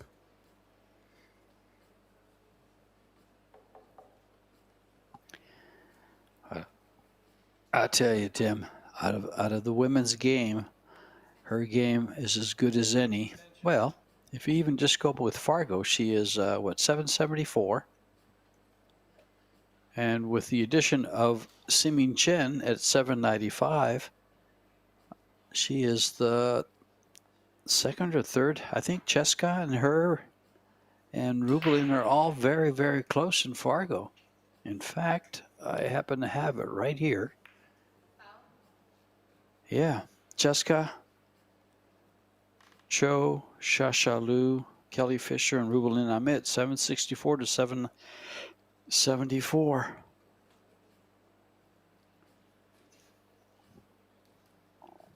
But she's a little indecisive today. Well, actually not today, because this morning she completely played different.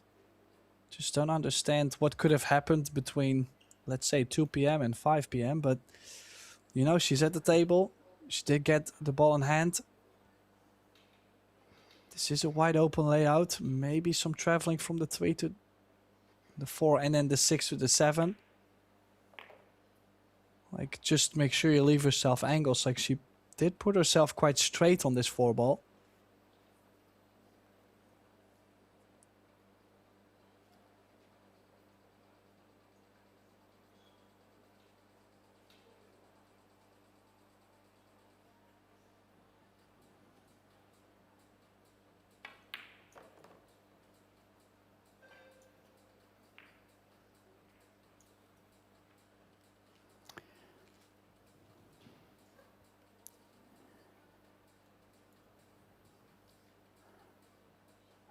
I'm just checking out a hunch here, Tim. In her set with Shasha Lu, she ended up 3-0 in sets, and she played at an overall performance of 845. It's not a bad performance. It's about where she would, a little bit of a struggle here. She had 4 missed shots in the whole set. Heck, she's had that in just this one. Ooh. Well, she is a big favorite. I might not even do too much on this 7 ball. Just make sure I have an angle on the 8. Pop out, 9 in the middle, 3 each, and a breaker run. Or will we see Fefilova back at the table? Cho's break has not been helping her out that much so far in this match.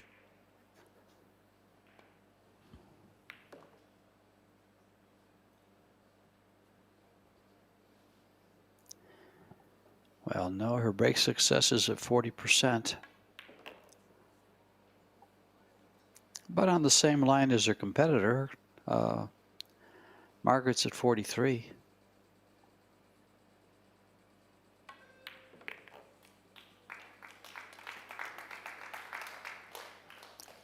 And here we go.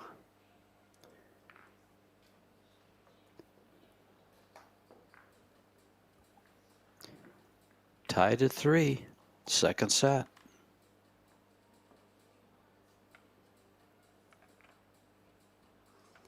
Yeah, I think this match was due for a hill set.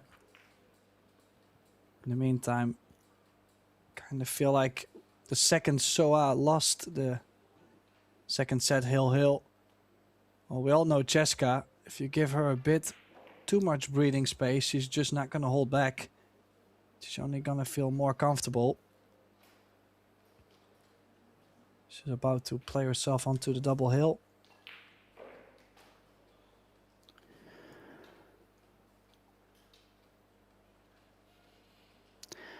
To tell you the truth, Tim, I think if you put Cheska on a ventilator, she's still comfortable playing pool.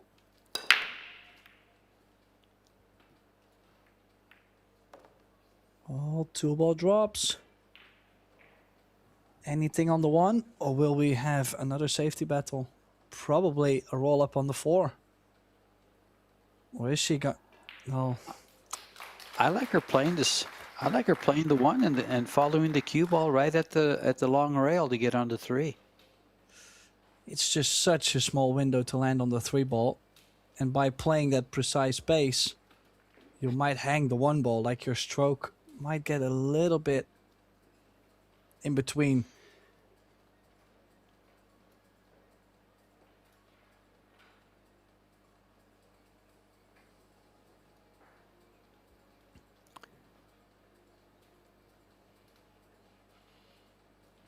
She's playing safe, I think, or playing it to the side. Yeah.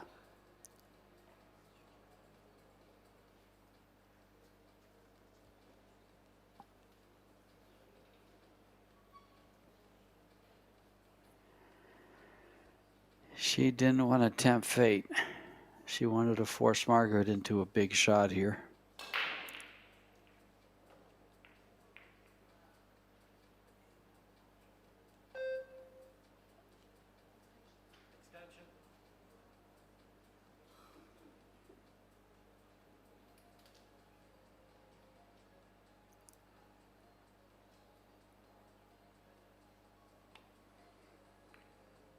Wow, she still had a little edge, but that cue ball is not going to be enough.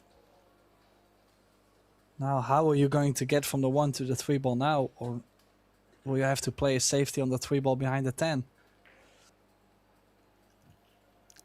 Can't see the angle. Oh, she could probably just play the safety. Draw this into the 4 and then stop the cue ball. She's going to play a safety here.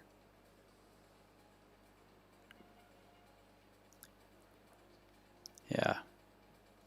She could have just made the ball, moved the 4 out a little bit, and had been on the 3 ball for a safety. Just chose it a little different.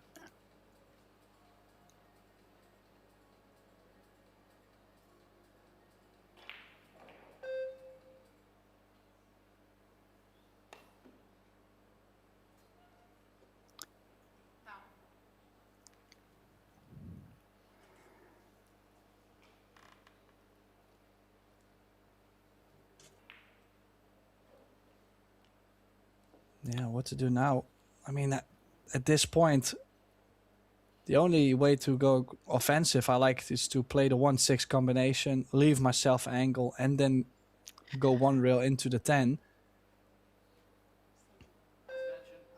I have never seen her so indecisive. Oh, me neither. She could play the 1 into the top left corner and play a stop shot save on the 3 behind the 10 and 3 fall Margaret. There's plenty of options, but she's running out of time too. Called her extension. Could maybe... Oh, what about this, George? Bring the 1 next to the 3 ball and stun the cue ball over in between the rail and the 6. I think if she does that, she's going to want the cue ball off the rail a little bit so she can stun it. She's making the 1. Needs to get the right pace. I don't think she can make the 3. But Margaret is on 2 falls. A third wall could be for the set. She'll have to freeze the cue ball up perfectly on the 10. The 3 ball is most likely going to track towards the 4. Maybe a little bit towards the top left corner. Yeah, if she can put that 3 cue ball on the 10 ball, she's going to have a tough save. Oh, she makes the ball. Okay, well, I didn't think she could make works. the ball. Simple solution. Why couldn't you see that, Tim? I would say it's probably the best solution.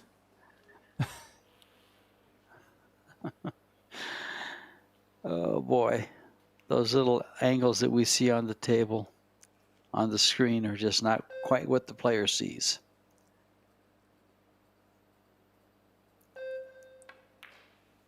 Yeah, can you imagine we get all these amazing angles and we still can't tell. Now, this being awkward, can she still cue by the 7? I think it's close, but she only has to drop it in. Anything on the 6 will work to get to the 7. She's in trouble here, Tim.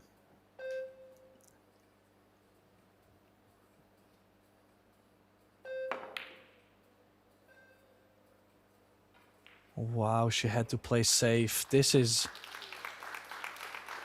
I just cannot believe what's happening.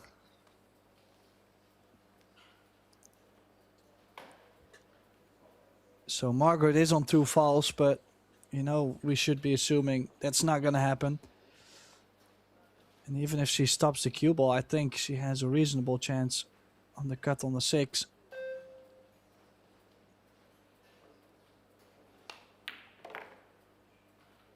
Oh, she did draw back. This is key shot. Get the 6 ball done. And I feel like you're 2-0 up in this semifinal.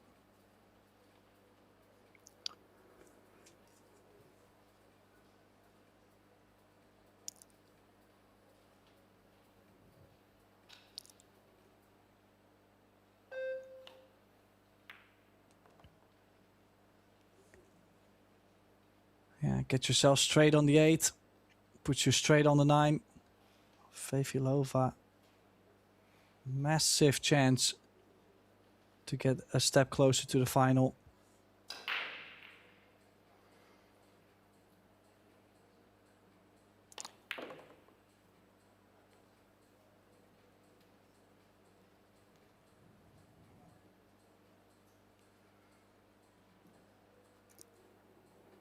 And this to close out the set, these 3 balls.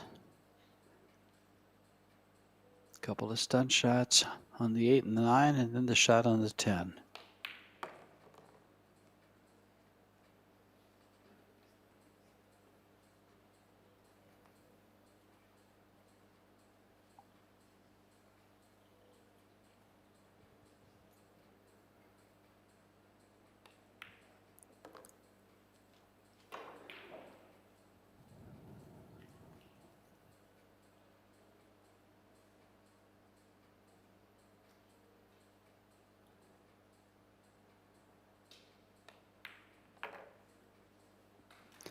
And down he goes. Set number 2 goes to the young lady from Minsk, Belarus. now living in the United States, married to our Mosconi Cup player, Tyler Steyer.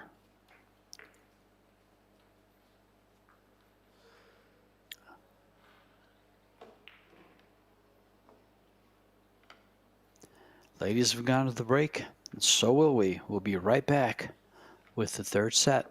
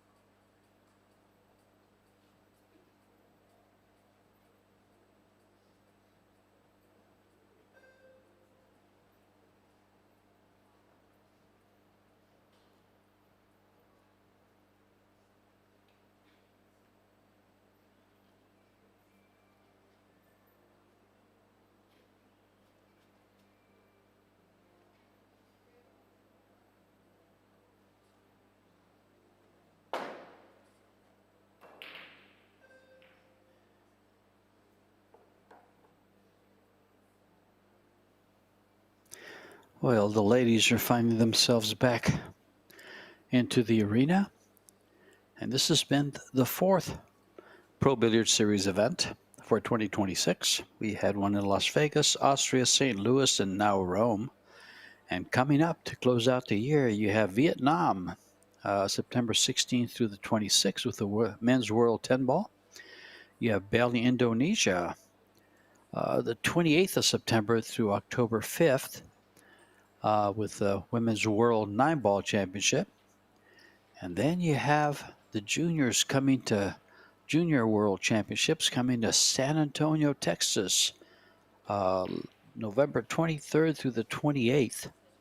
And then back to Jacksonville, Predators home base, December 15th through the 20th.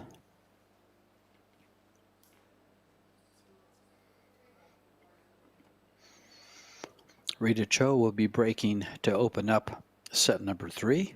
She won the lag, so she breaks first. In the sets, that's where they alternate. Other than that, it's winner breaks.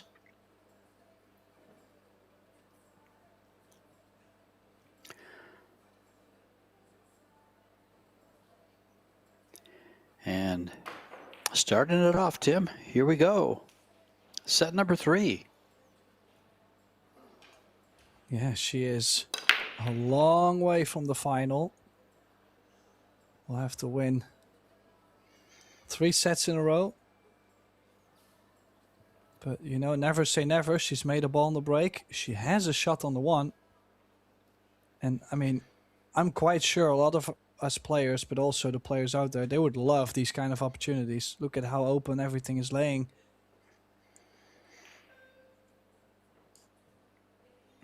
Pretty much pocket the 1 ball, go to the long rail and come back out for the 2, and you're out. Yeah, Sounds simple. That's indeed what everybody is probably thinking right now, but well, but you got to make that 1 ball. Yeah, this is where things have been just going AWOL all the time.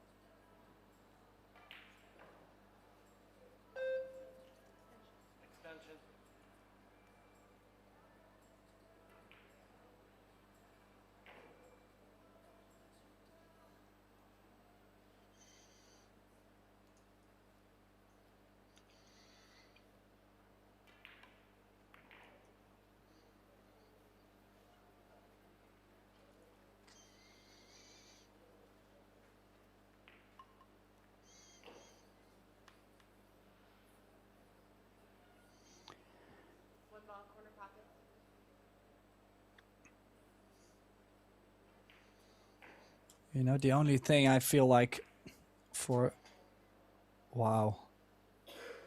A little bit careless there. She needed a little bit more cut. I was going to say for Cho, the one thing that could get her maybe into stroke is Fujifilm maybe struggling to get over the finish line. But she cannot leave it open like this over and over. Well, Tim, that applause in the background was Cesca Centeno getting her 3rd World 10-ball final. So the winner here will meet Cesca Centeno in the final. Cesca won the World 10-ball in 2023, was a semifinalist in 2024, and in 2025 she won it again. Can she do it a 3rd time?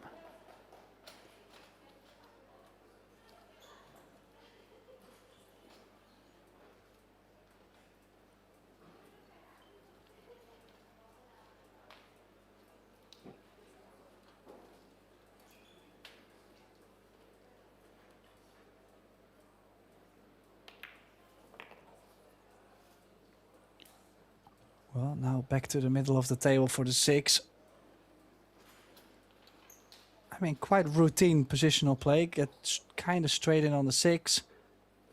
Use the 7 to be back in the middle of the table. Go 1 rail off the 8 for the 9 in the same corner as the 8, and should take the lead again. Perfect.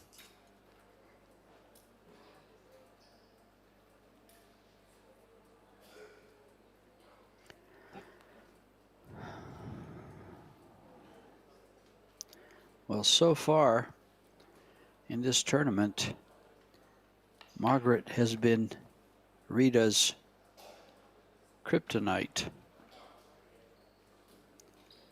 She lost a winter qualification match to Margaret. And now trails 2-0.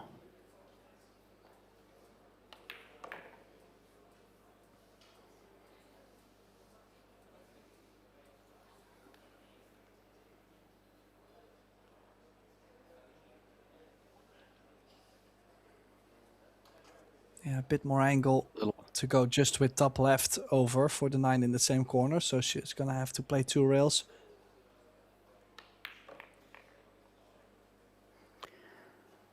Little meditation from Cho in her seat as Margaret runs these remaining balls for the first game of the third set.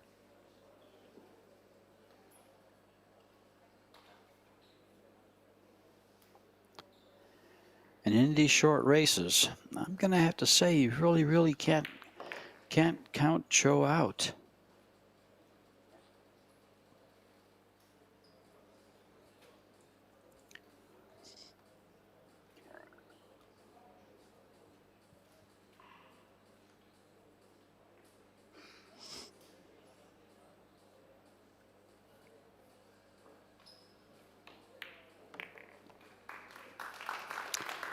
And down goes that first game of the third set.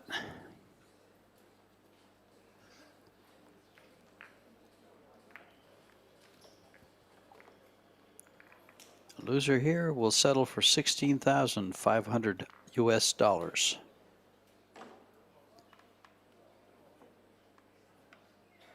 The winner gets to double that or triple it if she goes on to win. But to win, they must beat the Flash.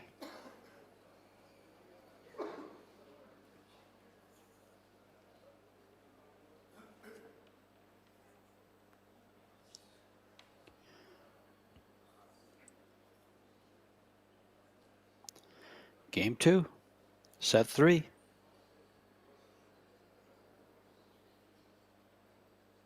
Yeah, the balls have been moving nicely on the break.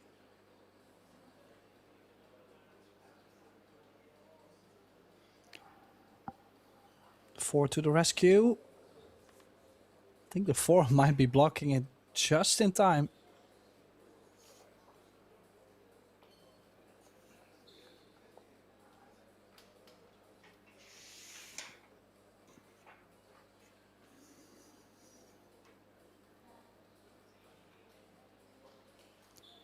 This is open, isn't it, for this one? Sure does look it.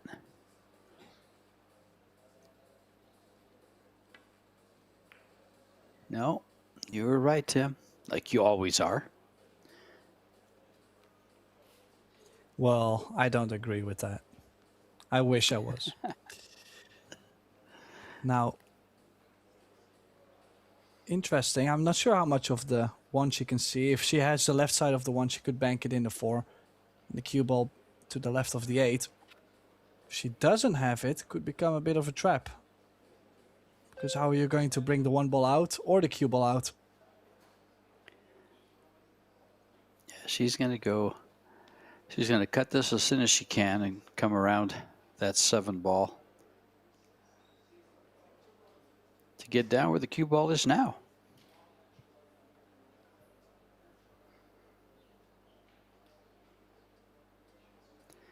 Has to hit it awfully thin.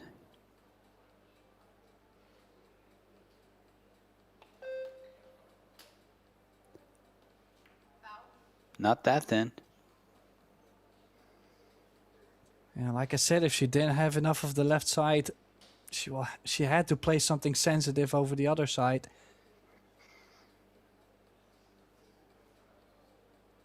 I'm just worrying. Like at this point, do you think Margaret is thinking like, you know, with the ball in hand, Cho hasn't been running out as well, so you know I might get another chance to the table because that's how the match has been going. I don't think it would be the proper approach, but at some point you cannot help it, right? If you just keep giving ball in hand and your opponent is not capitalizing. Well, one thing you probably know for sure is you keep giving this young lady at the table opportunities. Sooner or later, she's going to take them and then some. Yeah, now too brought the clock down. Not necessarily sure why.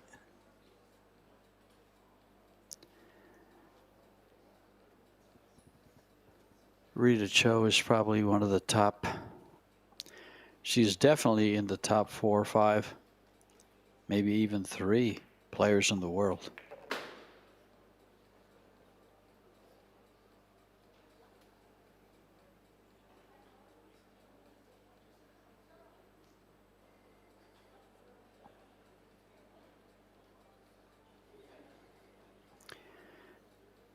Which brings me to the WPA rankings.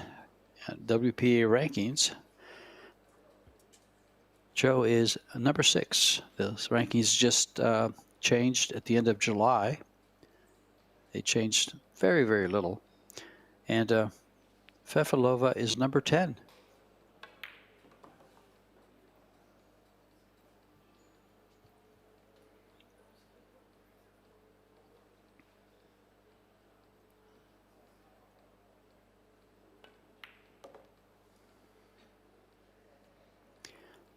But one thing to keep in mind is those WPA rankings have a lot to do with the number of tournaments, WPA tournaments, that they play in.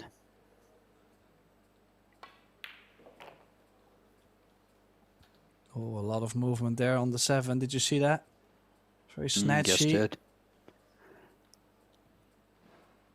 She kind of gave a disgusted look to the side too. You see, she's now starting to play faster because she feels like, you know, I'm so done feeling that awkwardness, I'm just gonna let loose.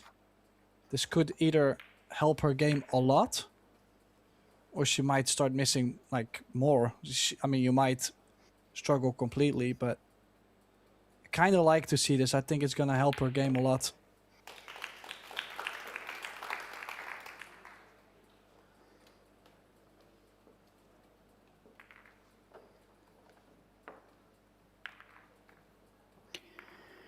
Yeah, the rankings had just changed. In July, your number 1 ranked WPA player right now is Pia Filler. She ousted Jasmine Ocean from the number 1 spot. Jasmine is number 2. Wei Wei number 3. Tkach number 4. Kelly Fisher 5. Cho Che-Yu 6. And Margarita 10. Actually, the player in the finals is number 7, Cheska Centeno, then Kristina Zlateva and Sosoa. So pretty much in the top 10 of the WPA, they were in the semifinals for this World 10 ball.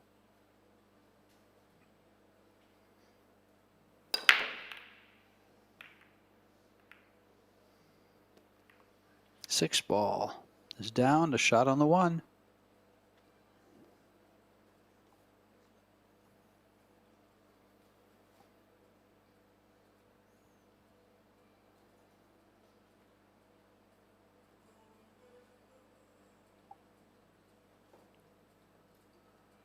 Yeah, bigger cut. Now she's already contemplating, what do I like? Do I want to cut this? But kind of feel like the cut is too dangerous. Needs the cover behind the 3. You see, like, I don't know why, but I have a feeling that she's now playing a little bit quicker. I think it favors her a lot. Well, the only reason she's been playing slower, Tim, she's been indecisive. Yeah, of course. I don't understand. I don't understand why. I don't Yeah. know what has happened between. She usually is not so indecisive. Oh, did she get enough of the cover here? I mean, we gotta make sure we don't take anything away from Margaret. Like you said in the beginning, she has been playing very consistent. The last couple of years has been very consistent for her. And if Cho is not gonna run out, Margaret will. Yeah. From watching Margaret play over the last, well, in her two, semifinal finishes, she's very, very good at the table. She just stumbled at the wrong time, is for what I've seen, and it's cost her. Well, like I can still remember the shot she missed in the World 8-ball to move into the final. She had a shot to get there and missed a. Wasn't a simple shot. It was a late funny, but missed a ball, and that was a stumble,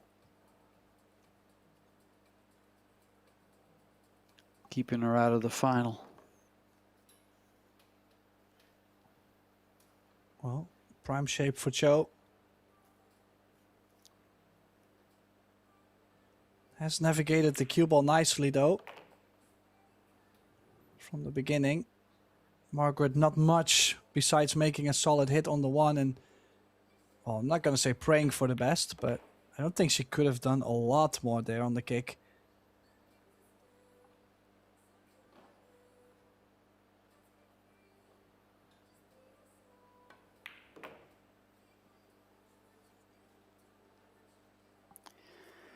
Well, when you keep giving this young lady here at the table opportunities, she normally will tax you for them.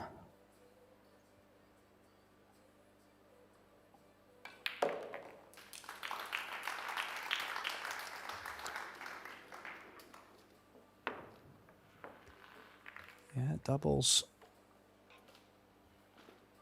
her racks on the board. I mean, she's 2-1 up. This is kind of the point where she struggled a couple times to get on the hill first in the opening set. Also in the second, should have been 3-0 up. So maybe that has been weighing her down a little bit. The fact that the score kind of put a bit more pressure on her. Well,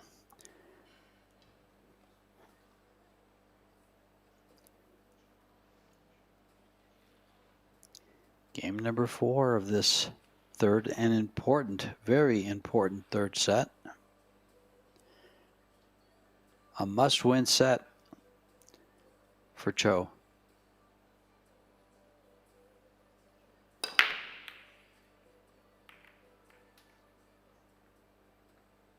Goes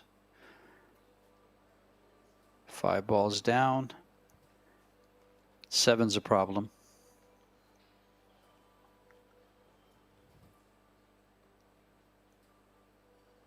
Three balls a problem. You see any more problems, Tim? Well, any more than this? Well, she doesn't. Any more than the any more than the 3 balls on the left rail and the 2 on the top rail? No, not at all. Well, I see another problem. The cue ball behind the 4. Yeah, I see another one. Oh, That's no. Margaret's ball. Well, we've got 3 and 3.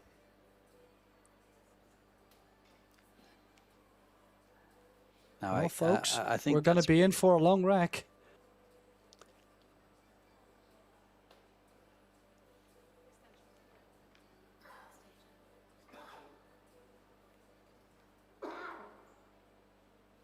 I mean, it's either you go 2 rails, or 3 rails actually, or zigzag, 2 rails soft into the 2.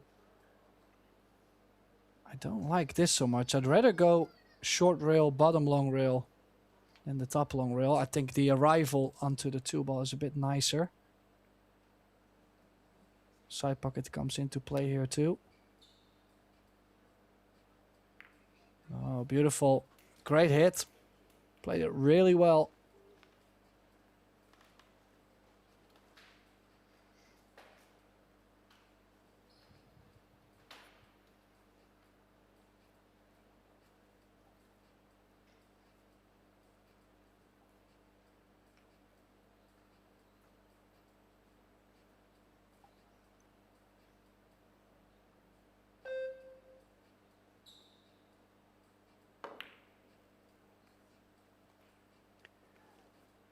Oh, she was trying to tuck that in behind a 7.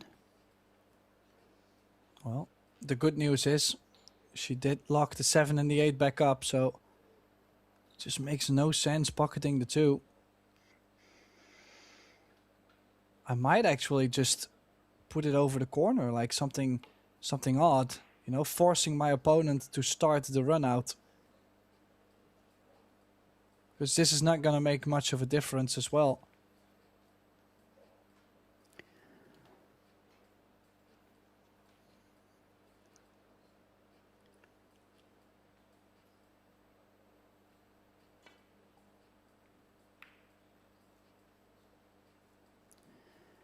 Simple, simple. Safe here. Bottom corner pocket.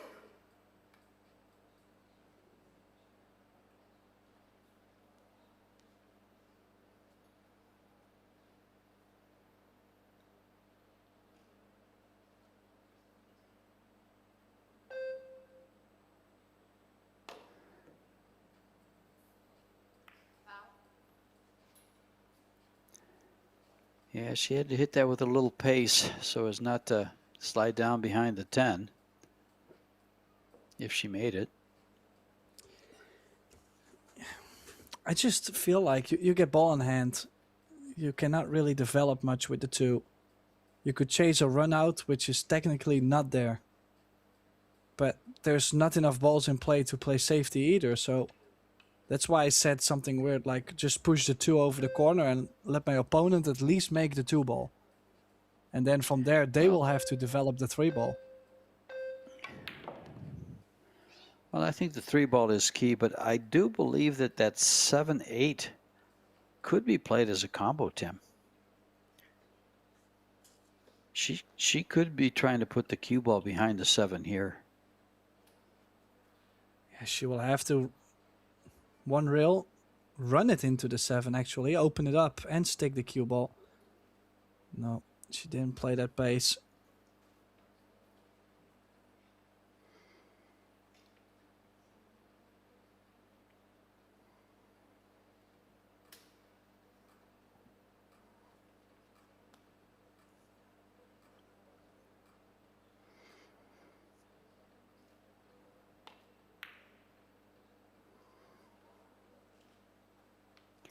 I like this safety right here, that 2 rails to the bottom short rail. 9 feet away. Yeah, but the 4 does play pretty big to bring the cue ball behind. Yeah, she still has to get there. Oh, she played it very full.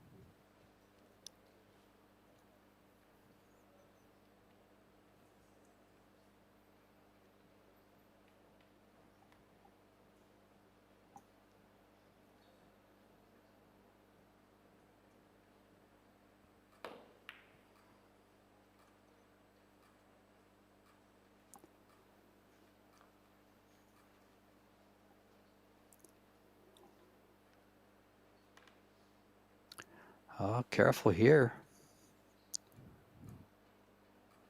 Doesn't want to open up the 8-7. Will she just go for the bank here, Tim? She could play safe. Put the 3-ball into the 8. The 3-ball stays there. The cue ball down by the 10.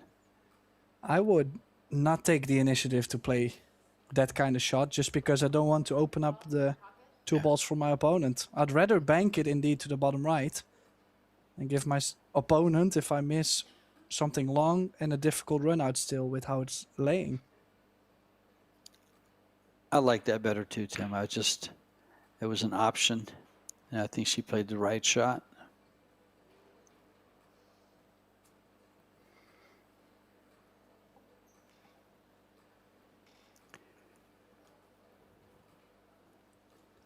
Well, it looks like she is wanting to go offensive. So that means she needs a big angle on the 6 to run into the 8 and the 7. Also has to make sure not to stay frozen onto the 8. Oh, well, the shape on the 4 already a bit trickier.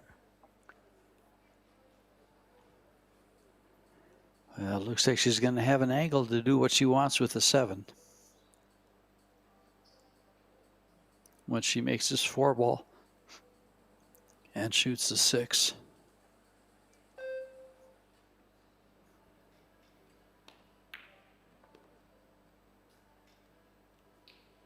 Oh, this is quite straight on the 6 ball. I don't see any chance to open up the 7 and the 8. I thought she was going to stun the ball over to the right-hand rail. I didn't think she'd follow that down for trying to come back up.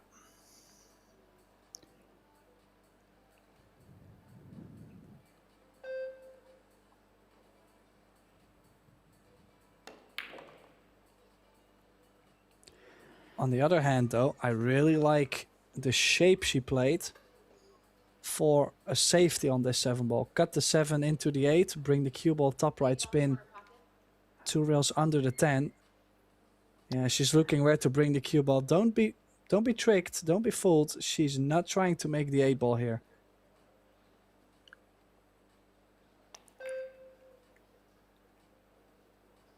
Yeah, not enough spin. Okay, it's still safe. It's still a long shot.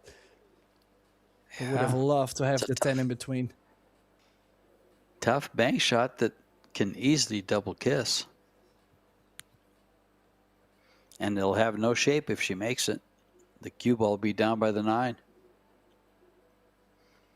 Well, also the thing I like about playing this kind of shot is within the time, the shot clock is forcing your opponent to make a decision, even though there is no easy save, no easy solution to think of within 10-15 seconds.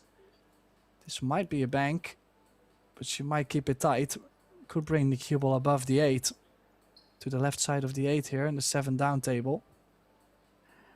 I think I like trying to lay the cue ball behind the 8.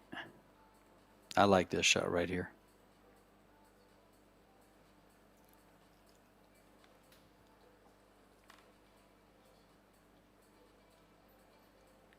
Well, Cho definitely going to try and bring the 10 in between, unless, well, looks like she's called it. This might cut.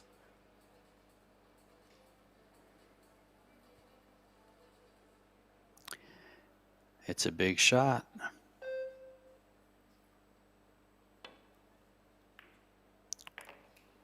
It's a game winner.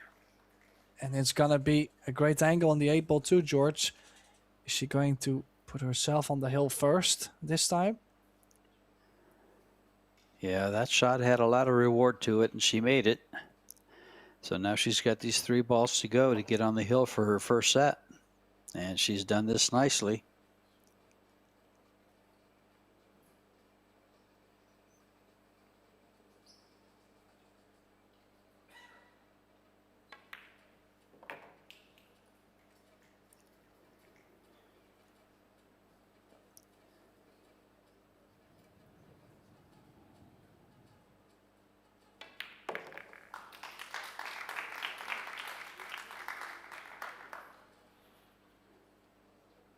Three to one in the third set.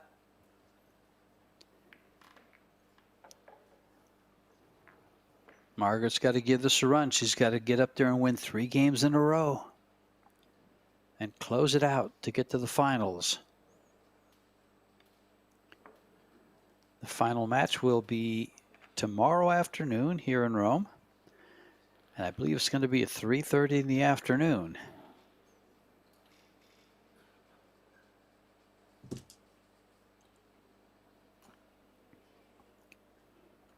Well, I was just gonna make sure we do give out the proper time. I'm sorry, George. But It's it's okay. actually I 1:30. could have been wrong. Is it 1:30? Okay. Yes. Keep in mind, it's a 9-hour difference for me, so I can't add. But thank you, Tim. Well, I I just kept want to make messing sure those not times up. everybody's showing up at 3, you know. And they've missed half the match. Exactly. I agree. Thank you.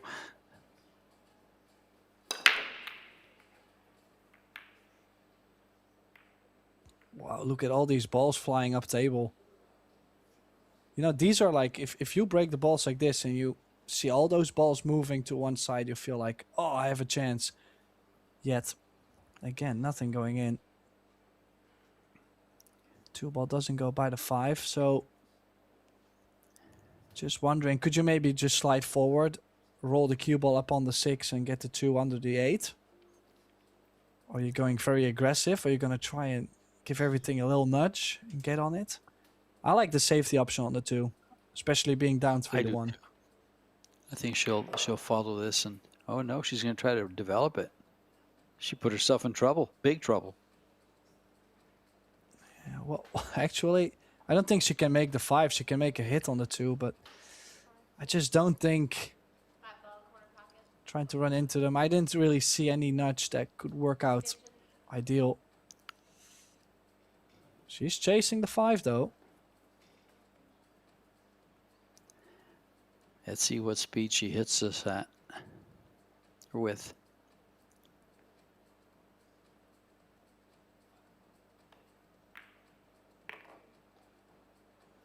Cue ball. Oh, and that. Oh, the cue ball still stays. Yeah. Wow. I was assuming the cue ball would have followed. Well, you know, she's still at it. A little more distance from the 3 all the way down to the bottom right, but float this in, give yourself an angle to where you only have to make the 3 ball to be on the 4. Takes a lot of pressure off. I think this is gonna work just fine. She's gonna try and make a run for it, George. She's gonna try and put herself on that double hill. It's only 2 racks. Well, it's a free shot. I mean, why would you not really make an all-out effort to win this, close this out in 3 sets?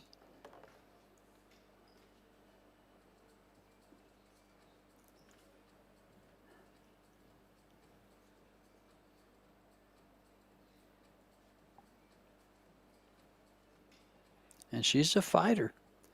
She's proven that.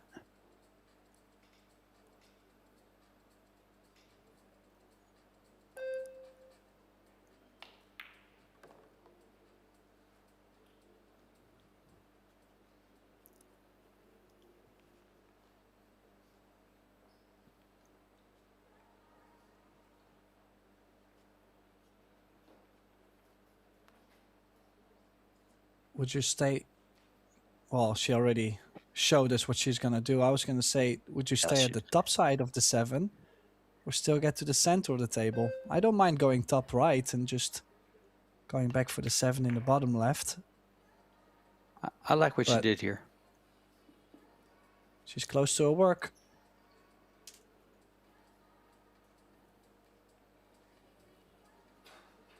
And here, if she happens to come off too much off that rail, she can always play the 8 to the side, but she'll play to the corner for a stop shot on the 9. Or just bring it back a little for an angle to get to the 10.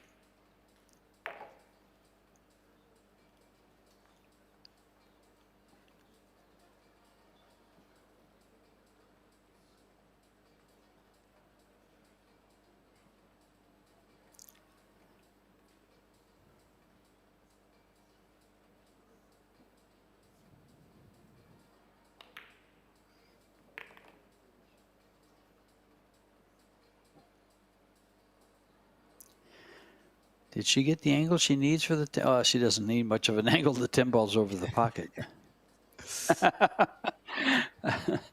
I wasn't looking too far ahead, Tim. It happens, you know. For us, it's also, those are long matches. I can remember a couple days ago, someone played an incredible jump, and afterwards, no, they played an incredible kick, and then afterwards jumped the ball in, and I said they banked the mistakes are human, but no mistakes for Fefilova in this rack. A very strong run out. Can you imagine or remember that cluster near the top left corner? She did solve it in the end. I gave her the benefit of the doubt, to be honest.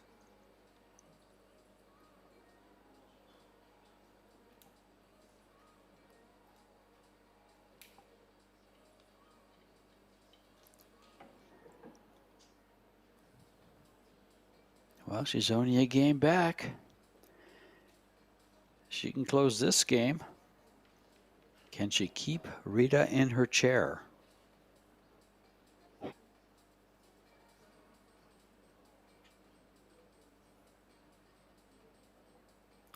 She's got the break for it. She's got the game for it. Let's see if the table helps her at all. 1 ball down. 6 ball took away her shot on the 2. Yeah, but again, that ball dropping. Like she might be doing something on the break that no other female player has been doing this week. It's incredible how many balls she's made off the break. Now, can she still nick this 2 ball very thin and bring the cue ball above the 7?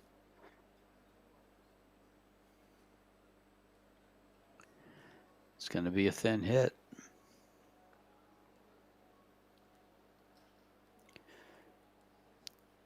My question is, can she nick the 2 ball thin enough to stay out of the side pocket?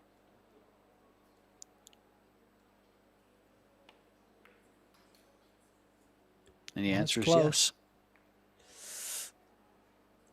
It's not going to get the cover, though. Is there any pocket for the 2?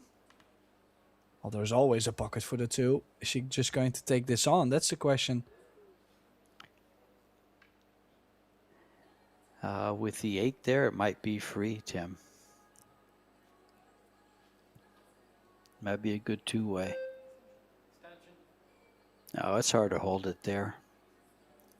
It's real hard.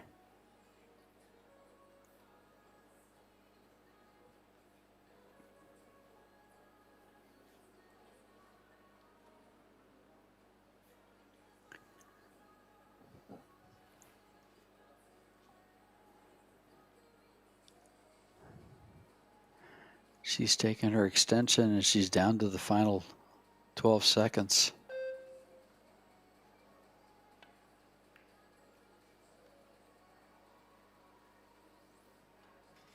Yeah, I like this play, though. I mean, in case she took a little bit more time here to make a decision.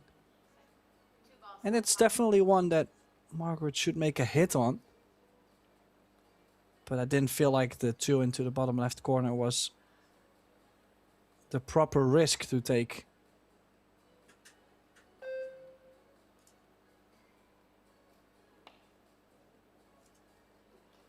If she kicks it in, no. I was going to say, make it, you might be on the 3 ball. But this leave ain't too bad either, George. It's a good one.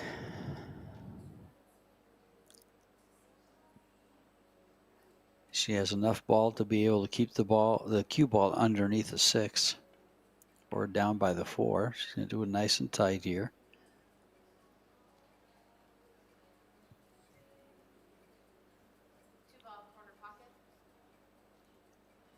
This is a tough ball to hit for Margaret. She'll have the 1 rail off the long rail here.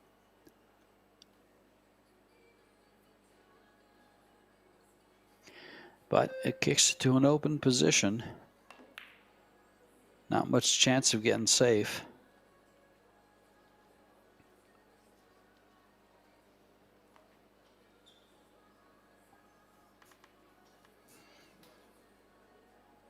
You know, this is such a crossing point, I feel like, for both players. Of course, for Fevylova too, to get herself onto the double hill, but also for Cho. If she can get this rack in and she wins the set, I think she's going to show up so much stronger later on. So it's like, what way are we going? This is the crossing point.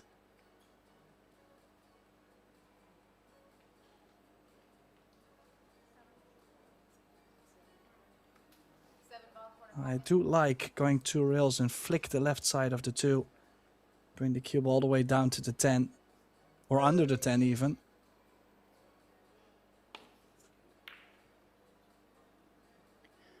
Oh, she did catch it full. This 2 ball is going to be on. And even onto the middle. Yeah. This is wide open for Cho.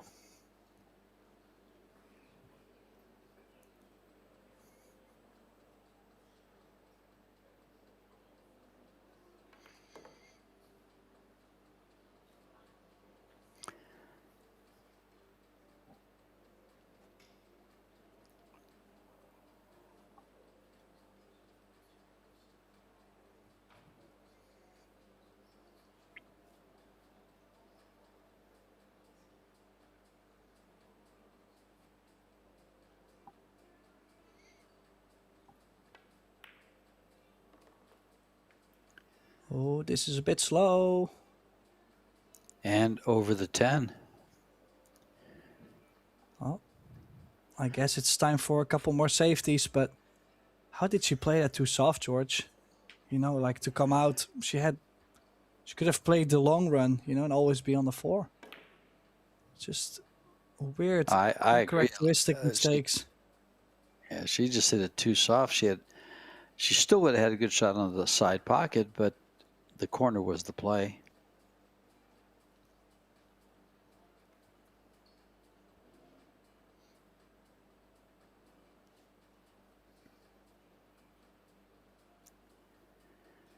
And is it the jump cue? Down to 10 seconds. Extension.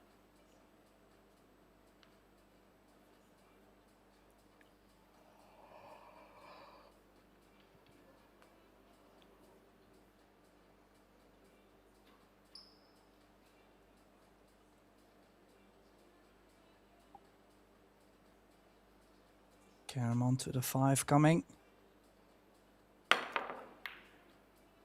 No. Nice hit. Any luck? No. 4 does go.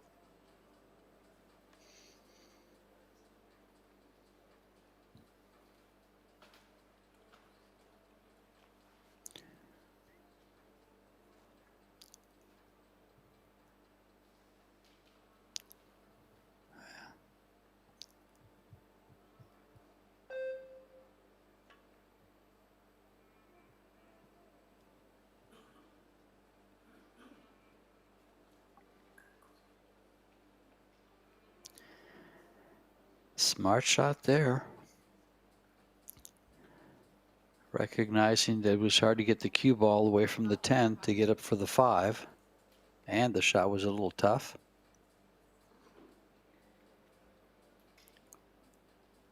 Played the easy safety.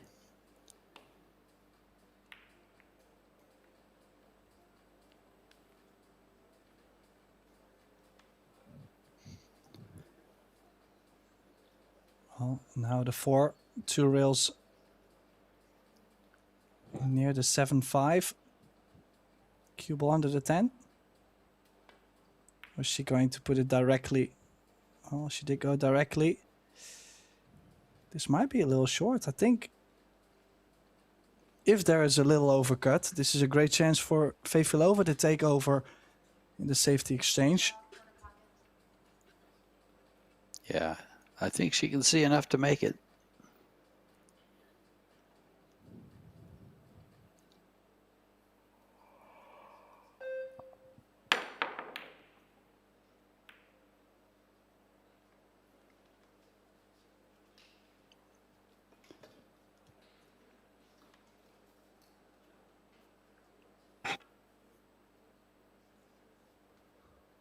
Now then, We have seen her struggle to get one set on the board.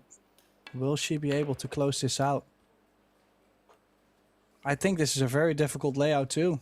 To get on the 6 ball is already a lot of traveling, specific traveling. And then from the 6, back up table for the 7. And also from the 8 to the 9. Very easy to get off angle.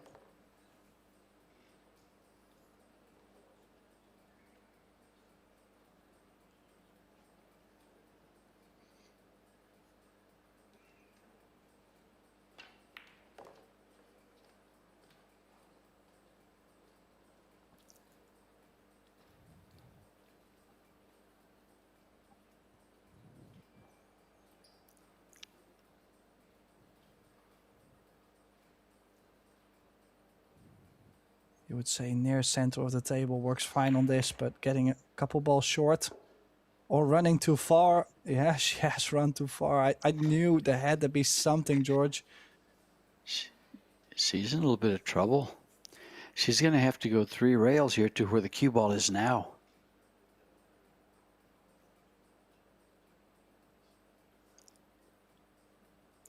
Oh, this is tough, Tim. Look how flat she is on this ball. Yeah, I might just roll forward and play safe on the 9. Run the 10 ball in between. No, she's chasing. Wow, Yeah. and the 8 ball jumping out of the pocket too. Wow, wow, wow. She just does not get herself on the hill, George. This is now the 3rd time this has happened in 3 sets. I mean, she had 4 opportunities to get on the hill, and 3 times she hasn't.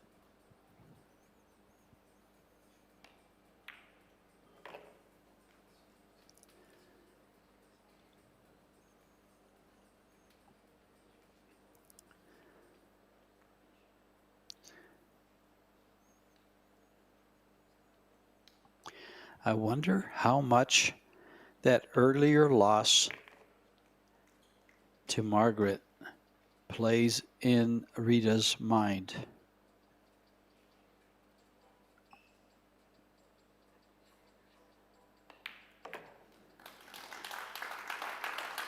You know, that 8 ball coming out of the pocket for for Rita, is not an unusual thing when you fire it the way you have to bring the cue ball around.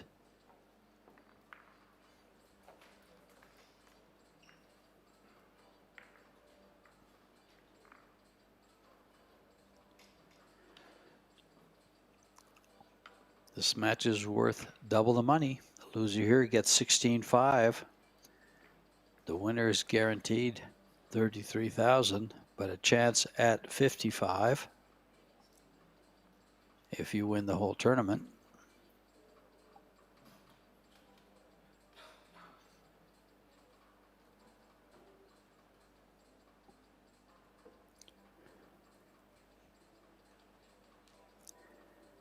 And here we go.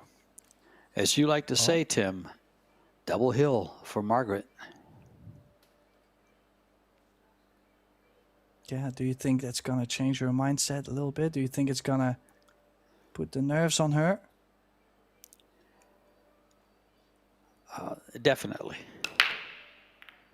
But I think it's going to put her nerves in a positive way. I think this is going to really force her into a good focus. And I'm going to go on a limb here and say she gets through this. I don't think Rita gets back to the table. If she does, it'll be from the 4 to the 5. And that lays pretty easy. I have a feeling, though, maybe the 3 to the 4. You know, the 8 ball being there could cause some issues. As long as she can stay close to her next ball, I indeed like her to get out here. Can pop out to the center of the table to where she can play top left again, but oh, she's going way further down, or up table, excuse me. I don't see a problem with just taking the cue ball from where the 2 ball is in that area and then playing with left center English to go off the 8 and come back towards the 4. This might have gone. Oh, she's okay. I think she's okay. This is tight. Well, she might have to go twice the long rail to be any closer to the 4. But it's also not guaranteed to get somewhat of an angle on the 4 to cross over to the 5. Yeah.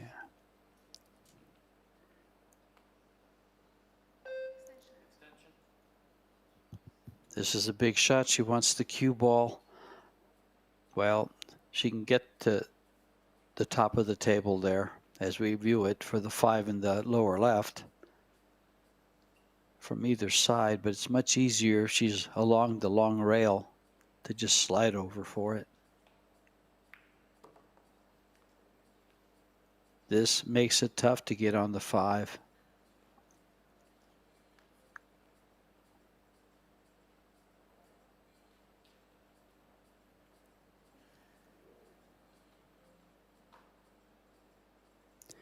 She could choose to play the 5 to the upper right-hand corner.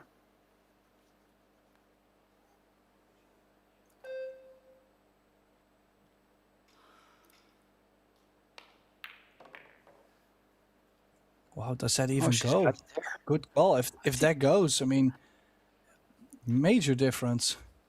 I'm sure she looked at it.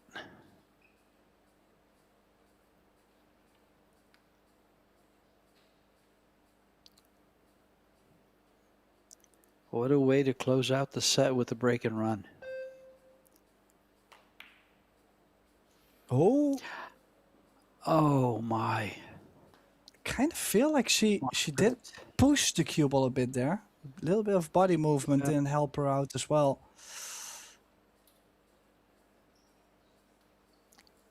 I'm sure the clearance past that 10 ball had a lot to do with that. 5-ball corner pocket.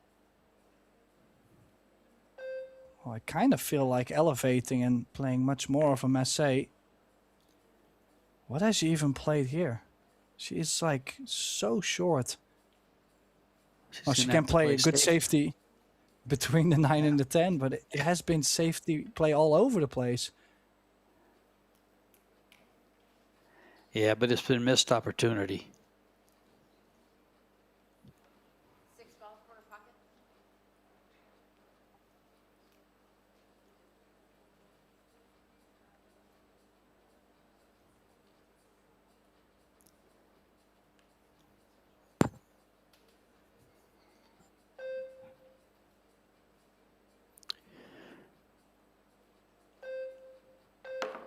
Looks like she's coming 2 rails at it. What a nice shot. What a very nice shot there to catch the side of the 6 to send it to the middle of the bottom rail.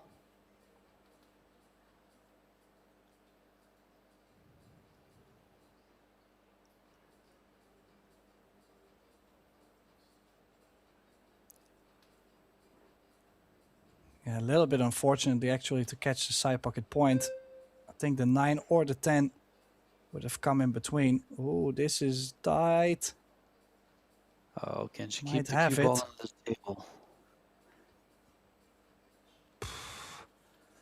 Yeah, you could. I mean, the jump is always there, but like I said, or like you said, excuse me, to keep the cue ball Yeah. on the table is the biggest trick.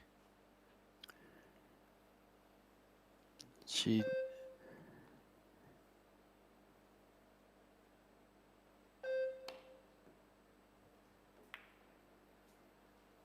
Look at this. Look at this. Apologizes, but why? You made a great hit, and that was always a possibility. That could be a match winner.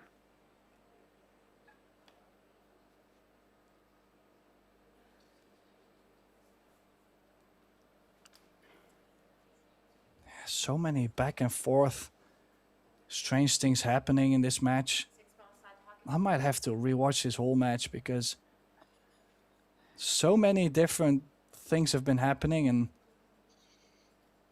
we might be in it for a lot more. If she hits the bottom side of the 6, 3 rails, Good things could happen.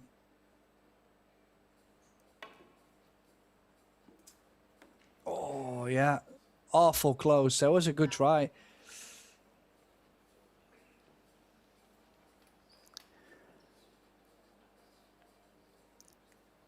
Well, this could be, that could have been the last chance for Rita to win both tournaments. She won the Predator, the Fujifilm doubles Master Showdown with Christina Tkach, and she could go on to the final to meet Jessica Centeno. But instead, it looks like Margarita Fefilova needs to close these 3 balls out.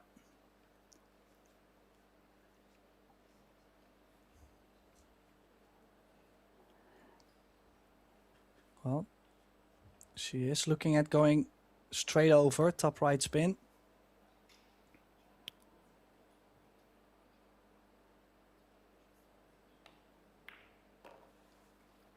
This is a little bit short though, a little bit. Would have liked to be straight in, obviously. Well, with the nerves raging, Tim, this is a tester. Her heart is beating so hard right now, it's in her throat. She looked at going into the 10. This can always go wrong, this kind of bump. Well, she's on the 10. This is it. For place in the final, first time for Fefilova. This 10 ball's big. Very, very big.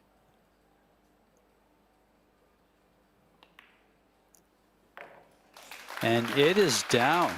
Margarita Fefilova-Steyr moves into the final to meet Jessica Centeno in this Women's World 10-Ball Championship, her first final.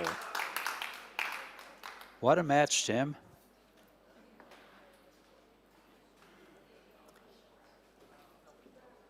Great match by Che-Yu Cho after winning the doubles. Moves into a semifinal finish here. And we'll be back tomorrow with Margarita Fefilova-Steyr versus Jessica Centeno at 1:30 in the afternoon, Rome time, to see who is the $55,000 champion.